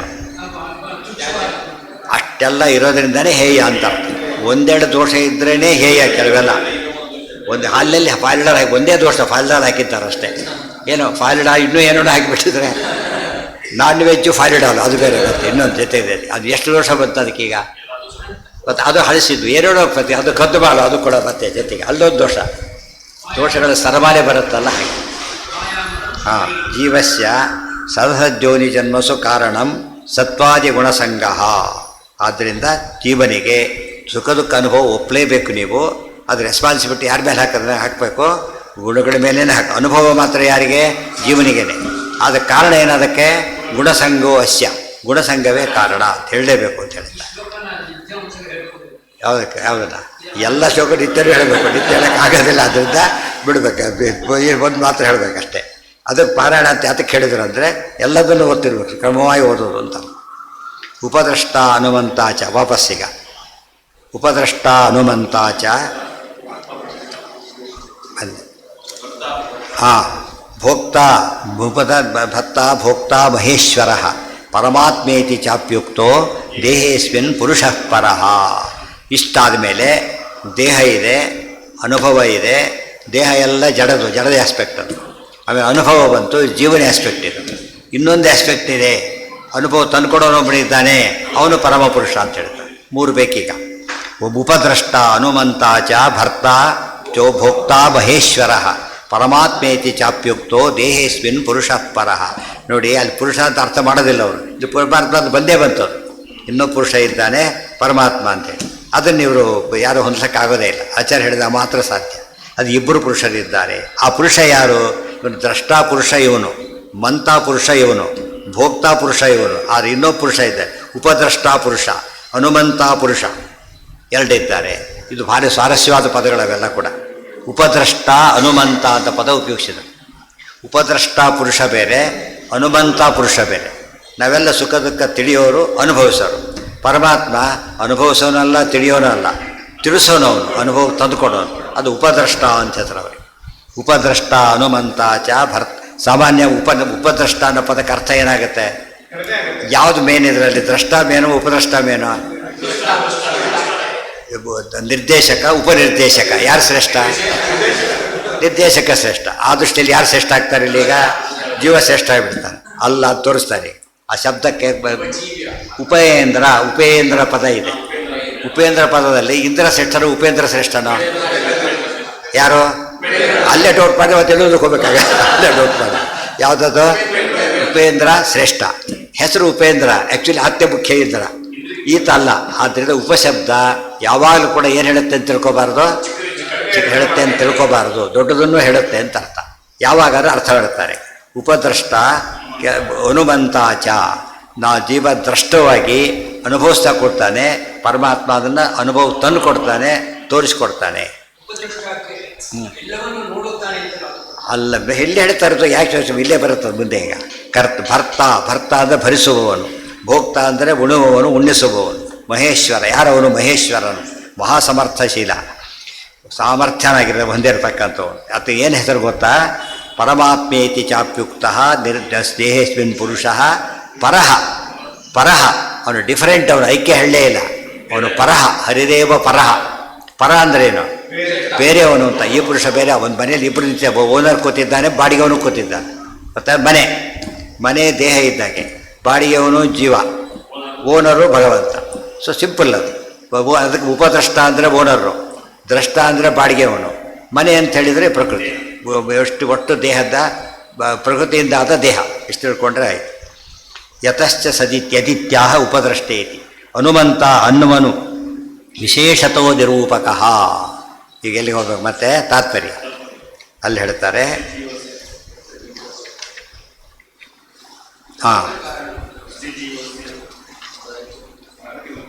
ಉಪದ್ರಷ್ಟ ಸ್ವತಂತ್ರ ಕಾರಣಂತೂ ಪರಮ ಏವ ಇತ್ಯಾಹ ಉಪದ್ರಷ್ಟ ಹನುಮಂತ ಇತಿ. ಇಲ್ಲಿ ಹೇಳ್ತಾರೆ. ಸರ್ವೇಭ್ಯೋ ಉಪರೋ ದ್ರಷ್ಟ ಯದುಪದ್ರಷ್ಟೃನಾಮಕಃ. ಎಲ್ಲರ ಮೇಲಿದ್ದಾನಲ್ಲ, ಅದಕ್ಕೆ ಉಪದ್ರಷ್ಟ ಅಂತ ಹೆಸರು. ಇಲ್ಲಿ ಉಪಶಬ್ದಕ್ಕೆ ಸೆಕೆಂಡರಿ ಅಂತ ಮಾಡಬಾರ್ದು. ಊಪರ್ ಮೇಲೆ ಅಂತಾರೆ. ಉಪರ್ ಮೇಲೆ ಅಂತ ಎಲ್ಲಿದೆ? ಅಲ್ಲಿದೆ. ಅಲ್ಲಿ ಉಪಯೋಗಿಸ್ತಾರೋ ಇಲ್ಲೋ? ಇಲ್ಲೂ ಹಾಗೆ ಇದೆ. ಉಪರಿ ವಿದ್ಯಮಾನ ದ್ರಷ್ಟ ಉಪದ್ರಷ್ಟ ಅಷ್ಟೇ. ಎಲ್ಲರೂ ನೋಡ್ತಾನೆ ಅಂತ ಅರ್ಥ ಬಂತೀಗ. ಒಬ್ಬನ್ನೇ ಅಲ್ಲ, ಎಲ್ಲರೂ ನೋಡೋನಿದ್ದಾನೆ, ಅವನು ಉಪದ್ರಷ್ಟ. ಉಪದ್ರಷ್ಟ ಆನುಕೂಲ್ಯೇನ. ಉಪದ್ರಷ್ಟರು ಶಬ್ದ ನಡೆಯೋದು ದಷ್ಟಾರೋ ದಷ್ಟಾರಹ. ಸ್ವಾತಂತ್ರ್ಯಾತ್ ಸ್ವಾನುಕೂಲ್ಯೇನ ಮತ್ಯ ಪ್ರೇರಯತಿ ಸ್ಮಯತೆ. ತನ್ನದೇ ಬುದ್ಧಿಯಿಂದ, ತನ್ನದೇ ತಿಳುವಳಿಕೆಯಿಂದ ಪರಮಾತ್ಮ ಇವರು ಪ್ರೇರಿಸ್ತಾನೆ. ಆದ್ದರಿಂದನೇ ಹನುಮಂತ ಅಂತ ದೇವರಿಗೆ ಹೆಸರು. ಮಂತ ಅಂಥೇಳಿ ಹನುಮಂತ ಅಂದರೆ ಅನುಯಾಯಿ ಅಂದ್ರೇನು? ಒಬ್ಬನು ಯಾಯಿ, ಹಿಂದೆ ಬರೋನು ಅನುಯಾಯಿ. ಅದು ಬೇರೆ ಕಡೆ ಉಪಯೋಗಿಸಬಾರ್ದು, ಇಲ್ಲಿ ಹಾಗೆ ಉಪಯೋಗಿಸ್ಬಾರ್ದು. ಹನುಮಂತ ಅಂದರೆ ಅವನು ಮಂತ, ಇವನು ಹಿಂದೆ ಹೋಗೋನು, ಉಲ್ಟಪಲ್ಟ. ಈಗ ಗೊತ್ತಾಯ್ತಾ? ಅಂದರೆ ಅವನು ಮುಂದೆ ಹೋಗೋನು, ಅನುಸರಿಸಿ ಹೋಗೋನು ಜೀವ. ಗೊತ್ತಾಯ್ತು. ಪ್ರಧಾನ ಯಾರಿಲ್ಲಿ ಈಗ? ಮಂತಾನೋ ಹನುಮಂತಾನೋ? ಬೇರೆ ಕಡೆಗೆ ಮಂತ ಪ್ರಧಾನ, ಇಲ್ಲಿ ಹನುಮಂತ ಪ್ರಧಾನ. ಗೊತ್ತಾಯ್ತಾ? ಅವನ ಅನುಮತಿಯಿಂದ ತಿಳಿಯೋನು ಅಂತ ಅರ್ಥ. ಅನುಮತಿಯಿಂದ ತಿಳಿಯೋನು ದೊಡ್ಡವನು, ಅನುಸರಿಸಿ ತಿಳಿಯೋನು ದೊಡ್ಡವನು. ಅನುಮತಿಯಿಂದ. ಇವತ್ತೇನೇನು ಮಾಡ್ತೇವೆ ನಾವು ಎಲ್ಲ ದೇವರು ಮಾಡಿಸಿದ್ದೇ ಮಾಡೋದು. ಅದಕ್ಕೆ ಮಾಡಿಸುವ, ನೋಡಿಸುವ, ಇದು ಅರ್ಥ ಮಾಡಿಕೊಂಡ್ರೆ ಅವನು ಮಾಡಿಸೋನು ಅವನ ಅನುಮತಿ ಕೊಟ್ಟರೆ ಮಾತ್ರ ಮಾಡೋರು ನಾವು. ಆದ್ದರಿಂದಾಗಿ ಹನುಮಂತರುಗಳು ನಾವೆಲ್ಲ ಮಂತ್ರಗಳೇ ಹೊರತು ಏನಲ್ಲ ಹನುಮಂತರುಗಳ. ದೇವರು ಮಾತ್ರ ಹನುಮಂತರು. ಅದೇ ರೀತಿ ದೇವರು ಮಾತ್ರನೇ ಉಪದ್ರಷ್ಟರು. ಮಹಾಶಕ್ತಿರಿ ಯಥೋ ವಿಷ್ಣು ಮಹೇಶ್ವರ ಇತೀರಿತಃ. ಅದೆಲ್ಲ ಹೇಗೆ ಸಾಧ್ಯ ಆಗುತ್ತೆ ದೇವರಿಗೆ? ಇದೆಲ್ಲ ಅದು ದೇವರಾತ, ಅದಕ್ಕೆ ಮಾಡ್ತಾನಷ್ಟೇ. ಸ್ವಯಂ ಪ್ರಭು ರಜೋಹರಿಹಿ. ಇವತ್ತು ಮೊಸಳೆಗೆ ಮೀನಂತ ಈಸಕ್ಕೆ ಬರೋದಿಲ್ಲ, ಗೊತ್ತಾಯ್ತಾ? ಅಥವಾ ಹಸುಗಳಿಗೆ ಆನೆಗಳಿಗೆ ಯಾಕೆ ಈಸಕ್ಕೆ ಬರೋದಿಲ್ಲ ಅಂದರೆ ಅದು ಮೀನಲ್ಲ, ಅಷ್ಟೇ ಕಾರಣ, ಇನ್ನೇನು ಕಾರಣ ಕೊಡಬೇಕಾಗಿಲ್ಲ. ಈಜಲಕ್ಕೆ ಏನು ಬಂದ ಸಲೀಸ ಈಜಬೇಕಾದ್ರೆ ಮೀನಾಗಿದೆ, ಅದಾಗಿಲ್ಲ ಅಂದರೆ ಏನಿಲ್ಲ ಅವನಿಗೆ, ಆ ರೀತಿ ಬರೋದಿಲ್ಲ ಅಂತ ಅಷ್ಟೇ ಅರ್ಥ. ಸೊ ಮೀನಿನ ಶಕ್ತಿನೇ ಮನುಷ್ಯಗಿಲ್ಲ ಅಂತ ಹೇಳಿದಾಗ ದೇವರ ಶಕ್ತಿ ಇಲ್ಲಿಂದ ಬರುತ್ತೆ ಅವನಿಗೆ. ಮನುಷ್ಯ ಮೀನಂತ ಈಜಾಲಕ್ಕೆ ಬರೋದಿಲ್ಲ, ಮೀನಲ್ಲ. ಆದ್ದರಿಂದ ಇವನು ಭಗವಂತನಂತೆ ಜೀವನಿ ಮಾಡೋಕ್ಕೆ ಬರೋದಿಲ್ಲ. ಯಾತಕ್ಕೆ? ಭಗವಂತನಲ್ಲ. ಆದ್ದರಿಂದ ಇಲ್ಲಿ ತಲೆ ಬಿಸಿ ಆಗುತ್ತೆ. ಅದನ್ನು ಒಪ್ಪಿಟ್ಬಿಟ್ರೆ ಪದ್ಧತಿ ಆಗುತ್ತೆ ಅಂತೇಳಿ ದಾರಿ ತಪ್ಪಿಸ್ತಾರೆ. ಮಹಾಶಕ್ತಿರ್ಯತೋ ವಿಷ್ಣು ಮಹೇಶ್ವರ ಇತೀರಿತಃ. ಈಶ್ವರ ಶಬ್ದಕ್ಕೆ ಅರ್ಥನೇ ಪ್ರಭು ಅಂತ ಅರ್ಥ. ಮಹೇಶ್ವರ ಅಂದರೆ ಭಾರಿ ದೊಡ್ಡ ಪ್ರಭು ಅಂತ ಅರ್ಥ. ಚೀಫ್ ಮಿನಿಸ್ಟರ್, ಪ್ರೈಮ್ ಮಿನಿಸ್ಟರ್ ಅಂತ ಹೇಳಿದಾಗೆ. ಪರಮತ್ವಾಚ್ಯ ಸ್ವಸ್ತಸ್ಯೈವ ಹಿ ಹನುಮಂತೃತ್ವ ಮುಚ್ಯತೆ. ಅವನು ಅನುಸರಿಸಿ ಅವನ ಅನುಮತಿ ಕೊಟ್ಟರೆ ಮಾತ್ರ ಮಾಡೋಕ್ಕೆ ಬರೋದಿಲ್ಲ. ಅನುಮತಿಯಿಂದ ಮಾಡಿದ್ದೇವೆ ಅಂತ ಹೇಳ್ತಾನೆ. ಅನುಮತಿ ಶಬ್ದ ಬಂತು. ಅನುಮತಿ ಕೊಟ್ಟವನು ದೊಡ್ಡವನು, ಮತಿಯಿಂದ ಮಾಡಿದವನು ದೊಡ್ಡವನೇ. ಈಗ ಅನುಮತಿ ಕೊಟ್ಟವನು ದೊಡ್ಡವನು. ಅರ್ಥ ಆಯ್ತಾ? ಇಲ್ಲಿ ಅನುಯಾಯಿ ಶಬ್ದ ಬರೋದಿಲ್ಲ ಇಲ್ಲಿಗ. ಅವರ ಅನುಮತಿಯಿಂದ ಮಾಡಿದ್ದೇವೆ. ಅನುಯಾಯಿ ಮಾತು ಕೇಳ್ತೇವೆ ಅಂದರೆ ವೀಕ್ ಆಗಿಬಿಡ್ತದೆ. ಅನುಮತಿ ಕೇಳ್ತೇವೆ ದೊಡ್ಡವರಾಗ್ತಾರೆ. ಆದ್ದರಿಂದ ಅನುಮತಿ ಹೇಗೋ ಹನುಮಂತ ಹಾಗೆ. ಎಲ್ಲ ಶಬ್ದನೂ ಬೇರೆಯವ್ರು ಹಾಗೆ ಮಾಡಿದ್ರಿಂದ ಏನಾಯ್ತದು? ದೇವರು ಸೆಕೆಂಡರಿ ಆಗಿಬಿಟ್ಟು ಯಾರು ಪ್ರೈಮರಿ ಆಗ್ತಾರೆ? ದೇವರು ಪ್ರೈಮರಿ ಆಗಿಬಿಡ್ತಾನೆ. ತಪ್ಪದು. ಮಾಂವಿಧಿ ವೇದಗಳು ಉಪಸರ್ಗಕ್ಕೆ ಅನೇಕ ಅರ್ಥ ಇದೆ. ಧಾತುರಾಮ್ ಅನೇಕ ಅರ್ಥತ್ವ ಹೇಗೋ ಉಪಸರ್ಗದಿಂದಾಗ ಅರ್ಥ ಬದಲಾಗಿಬಿಡುತ್ತೆ. ಅಥವಾ ಶ್ಲೋಕನೇ ಇದೆ. ಹಾರ ಪದ ಇದೆ. ಹಾರ, ಆಹಾರ, ಆ ಸೇರಿಸಿಬಿಟ್ಟ ಆಹಾರ ಆಗಿಬಿಡುತ್ತೆ. ಉಪ ಸೇರಿಸಿದ ಅರ್ಧಕ್ಕರ್ಧ ಹಿಡಿದೋಯ್ತು, ಉಪಹಾರ ಆಗಿಬಿಡುತ್ತದೆ. ಆಹಾರ ಉಪಹಾರ ಆಗುತ್ತೆ. ಸಂಹಾರ ಅದು ಬೇರೆ, ಗೊತ್ತಾಯ್ತಾ? ಆಹಾರ, ಸಂಹಾರ, ಉಪಹಾರ. ಅದೇ ಉಪಸರ್ಗೇನ ತಾತ್ವರ್ಥ ಬಲಾದ ಅನ್ಯತ್ರ ನೀಯತೆ ಅಂತ ಮಾತದೆ. ಉಪಸರ್ಗದಿಂದಾಗಿ ಧಾತುವಿನ ಅರ್ಥ ಏನಾಗುತ್ತೆ? ಎಲ್ಲೆಲ್ಲೋ ಹೋಗ್ಬಿಡುತ್ತೆ ಆ ಕಡೆ, ಗೊತ್ತಾಯ್ತಾ? ಆ ದೃಷ್ಟಿಯಲ್ಲಿ ವ್ಯವಹಾರ, ಆಹಾರ, ವಿಹಾರ ಬೇಕಾದಷ್ಟಿವೆ. ಆಹಾರ ಶಬ್ದನೇ ಉಪಸರ್ಗ ಏನೇನೋ ಮಾಡಿ ಹಾಕ್ಬಿಡುತ್ತೆ. ಆದ್ದರಿಂದ ಇಲ್ಲಿ ಉಪಸರ್ಗಕ್ಕೆ ಒಂದೇ ಅರ್ಥ ತಿಳ್ಕೊಬೇಡ, ಬೇರೆ ಬೇರೆ ಅರ್ಥಗಳಿವೆ ಅಂತ ಹೇಳಿ ಅದು ದೊಡ್ಡ ಡಿಸ್ಕಷನ್ ಅದರ ಮೇಲೆ. ಉಪಸರ್ಗದ ಕೆಪಾಸಿಟಿ ಎಷ್ಟು ಅಂತ ತೀರ್ಮಾನ ಮಾಡಲಿಕ್ಕೆ ಕೊನೆಗೆ ಅಲ್ಟಿಮೇಟ್ಲಿ ಬರೋದಿಷ್ಟೇ. ಸಯೇವ ಸರ್ವದೇಹೇಶು ದೇಹಿನೋ ಅನ್ಯೋ ವ್ಯವಸ್ಥಿತ. ಆ ಪರಮಾತ್ಮ ಎಲ್ಲಿ ಕೂತಿದ್ದಾನೆ ಅಂದರೆ ಈಗ ಒಳಗೆ ಕೂತಿದ್ದಾನೆ. ಆಫೀಸ್ ಒಳಗೆ ಕೂತಿದ್ದ ವ್ಯಕ್ತಿ ಒಬ್ಬರು ಜೋರಾಗಿ ಓಡೋಗ್ತಾ ಇರ್ತಾನೆ. ಅವನೊಬ್ಬ ಏನೋ ತರ್ಲಕ್ಕೆ ಹೇಳಿದ್ದಾನೆ, ಓಡೋಗ್ತಾ ಇದ್ದೆ. ಓಡೋಗೋದು ಯಾತಕ್ಕೆ? ಒಳಗಿರೋ ಹೇಳಿದ್ದಕ್ಕೋಸ್ಕರ. ಒಳಗೆ ಚೇಂಬರಲ್ಲಿ ಕೂತಿದ್ದಾನೆ. ಚೇಂಬರ್ ಹೃದಯ ಇದ್ದಾಗೆ. ಅಲ್ಲಿ ಎಲ್ಲಿ ಕೊಡ್ತಾನೆ ಅಧಿಕಾರಿ? ಎಲ್ಲೆಲ್ಲ ಹುಡುಕ್ಬಾರ್ದು, ಎಲ್ಲಿ ಹುಡುಕ್ತಾನಂತ. ಅದಕ್ಕೆ ಈಶ್ವರ ಸರ್ವದೇವಾನಾಂ ಹೃದ್ದೇಶೆ ಅರ್ಜುನ ತಿಷ್ಟಲಿ. ಹೃದ್ದೇಶ ಅಂದರೆ ಚೇಂಬರ್ ಅಂತ ಅರ್ಥ. ಆ ಚೇಂಬರಲ್ಲಿ ಕೂತಿದ್ದಾನೆ. ಅವನು ಅಲ್ಲೇ ಇವನು ಓಡ್ತಾ ಇರೋದು ಅವ್ನು ಹೇಳಿದ್ದಕ್ಕೋಸ್ಕರ. ಓಡ್ತಿರೋದು ಇವನು, ಓಡಿಸಿದ್ದ ಅವನು ಕಣ್ಣಿಗೆ ಕಾಣೋದಿಲ್ಲ, ಓಡೋನು ಮಾತ್ರ ಕಣ್ಣಿಗೆ ಕಾಣ್ತಾನೆ. ಇಲ್ಲಿ ನಿತ್ಯ ನಡೆಯೋದು ಇವೆಲ್ಲ ಕೂಡ. ಅದನ್ನು ಭಗವದ್ಗೀತೆ ಹೇಳಿದ್ದನ್ನು ಆಚಾರ್ಯ ತಿಳಿಸ್ತಾ ಇದ್ದಾರೆ. ಅದಕ್ಕೆ ಅವ್ರನ್ನ ಕಳಿಸ್ಕೊಟ್ರು. ನೀವೊಬ್ಬರೇ ಸರಿಯಾಗಿ ಹೇಳೋದಕ್ಕೆ ಬರೋದು ಹೋಗಿ ಅಂತೇಳಿ. ಸರ್ವಜ್ಞ ಮನ್ಯಮನವೇಚ್ಛ ಸಕಾರ್ಯ ವೀರ್ಯಂ ಅಂಥೇಳಿ ಆ ದೃಷ್ಟಿಯಿಂದಲೇ ಒಟ್ಟು ಏನು ನೆನ್ಪಿಟ್ಕೋಬೇಕೀಗ?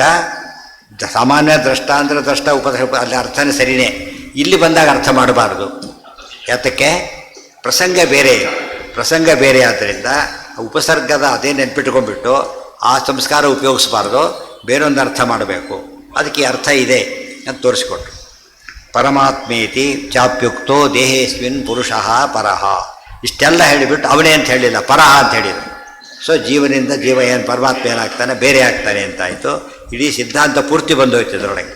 ಒಂದೊಂದು ಶ್ಲೋಕದಲ್ಲೂ ಕೂಡ ಪಂಚಭೇದ, ಹರಿಸರೋತ್ ಎಲ್ಲ ಪ್ರಮೇಯಗಳು ಕೂತಿರುತ್ತೆ ಅಂತ ಹೇಳಬೇಕಷ್ಟೇ. ಅಲ್ಲಿಗೆ ನಾಳೆ ದಿವಸ ಮುಂದಿನ ಮಾತು ಎಲ್ಲಿದೆ?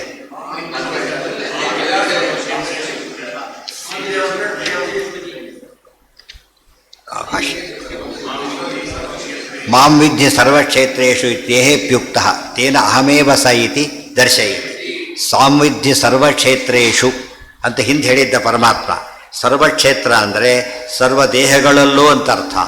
ಸರ್ವ ದೇಹಗಳಲ್ಲೂ ಜೀವನಿಗೆ ತನ್ನ ಇರೋ ಒಂದು ಕ್ಷೇತ್ರ, ಅದು ಪರಿಜ್ಞಾನನೇ ಇಲ್ಲ. ಇನ್ನು ಸರ್ವಕ್ಷೇತ್ರ ಪರಿಜ್ಞಾನ ಇದ್ದರೆ ಕ್ಷೇತ್ರಜ್ಞ ಆಗ್ತಾನೆ. ನಾನು ಕ್ಷೇತ್ರಜ್ಞ ಅಂತ ಹೇಳಿದ್ನಲ್ಲ, ಅದನ್ನು ನೆನಪು ಮಾಡಿಕೊಳ್ಳಿ, ಈ ಅರ್ಥ ಬರುತ್ತೆ. ತೇನ ಅಹಮೇವ ಸಹ ಇತಿ ದರ್ಶಯತಿ. ಯಾರು ಕ್ಷೇತ್ರಜ್ಞ ಅಂತ ಮೊದಲು ಹೇಳಿದ್ನಲ್ಲ, ಉಪದ್ರಷ್ಟ ಅನುವಂತ ಅವನೇನೆ.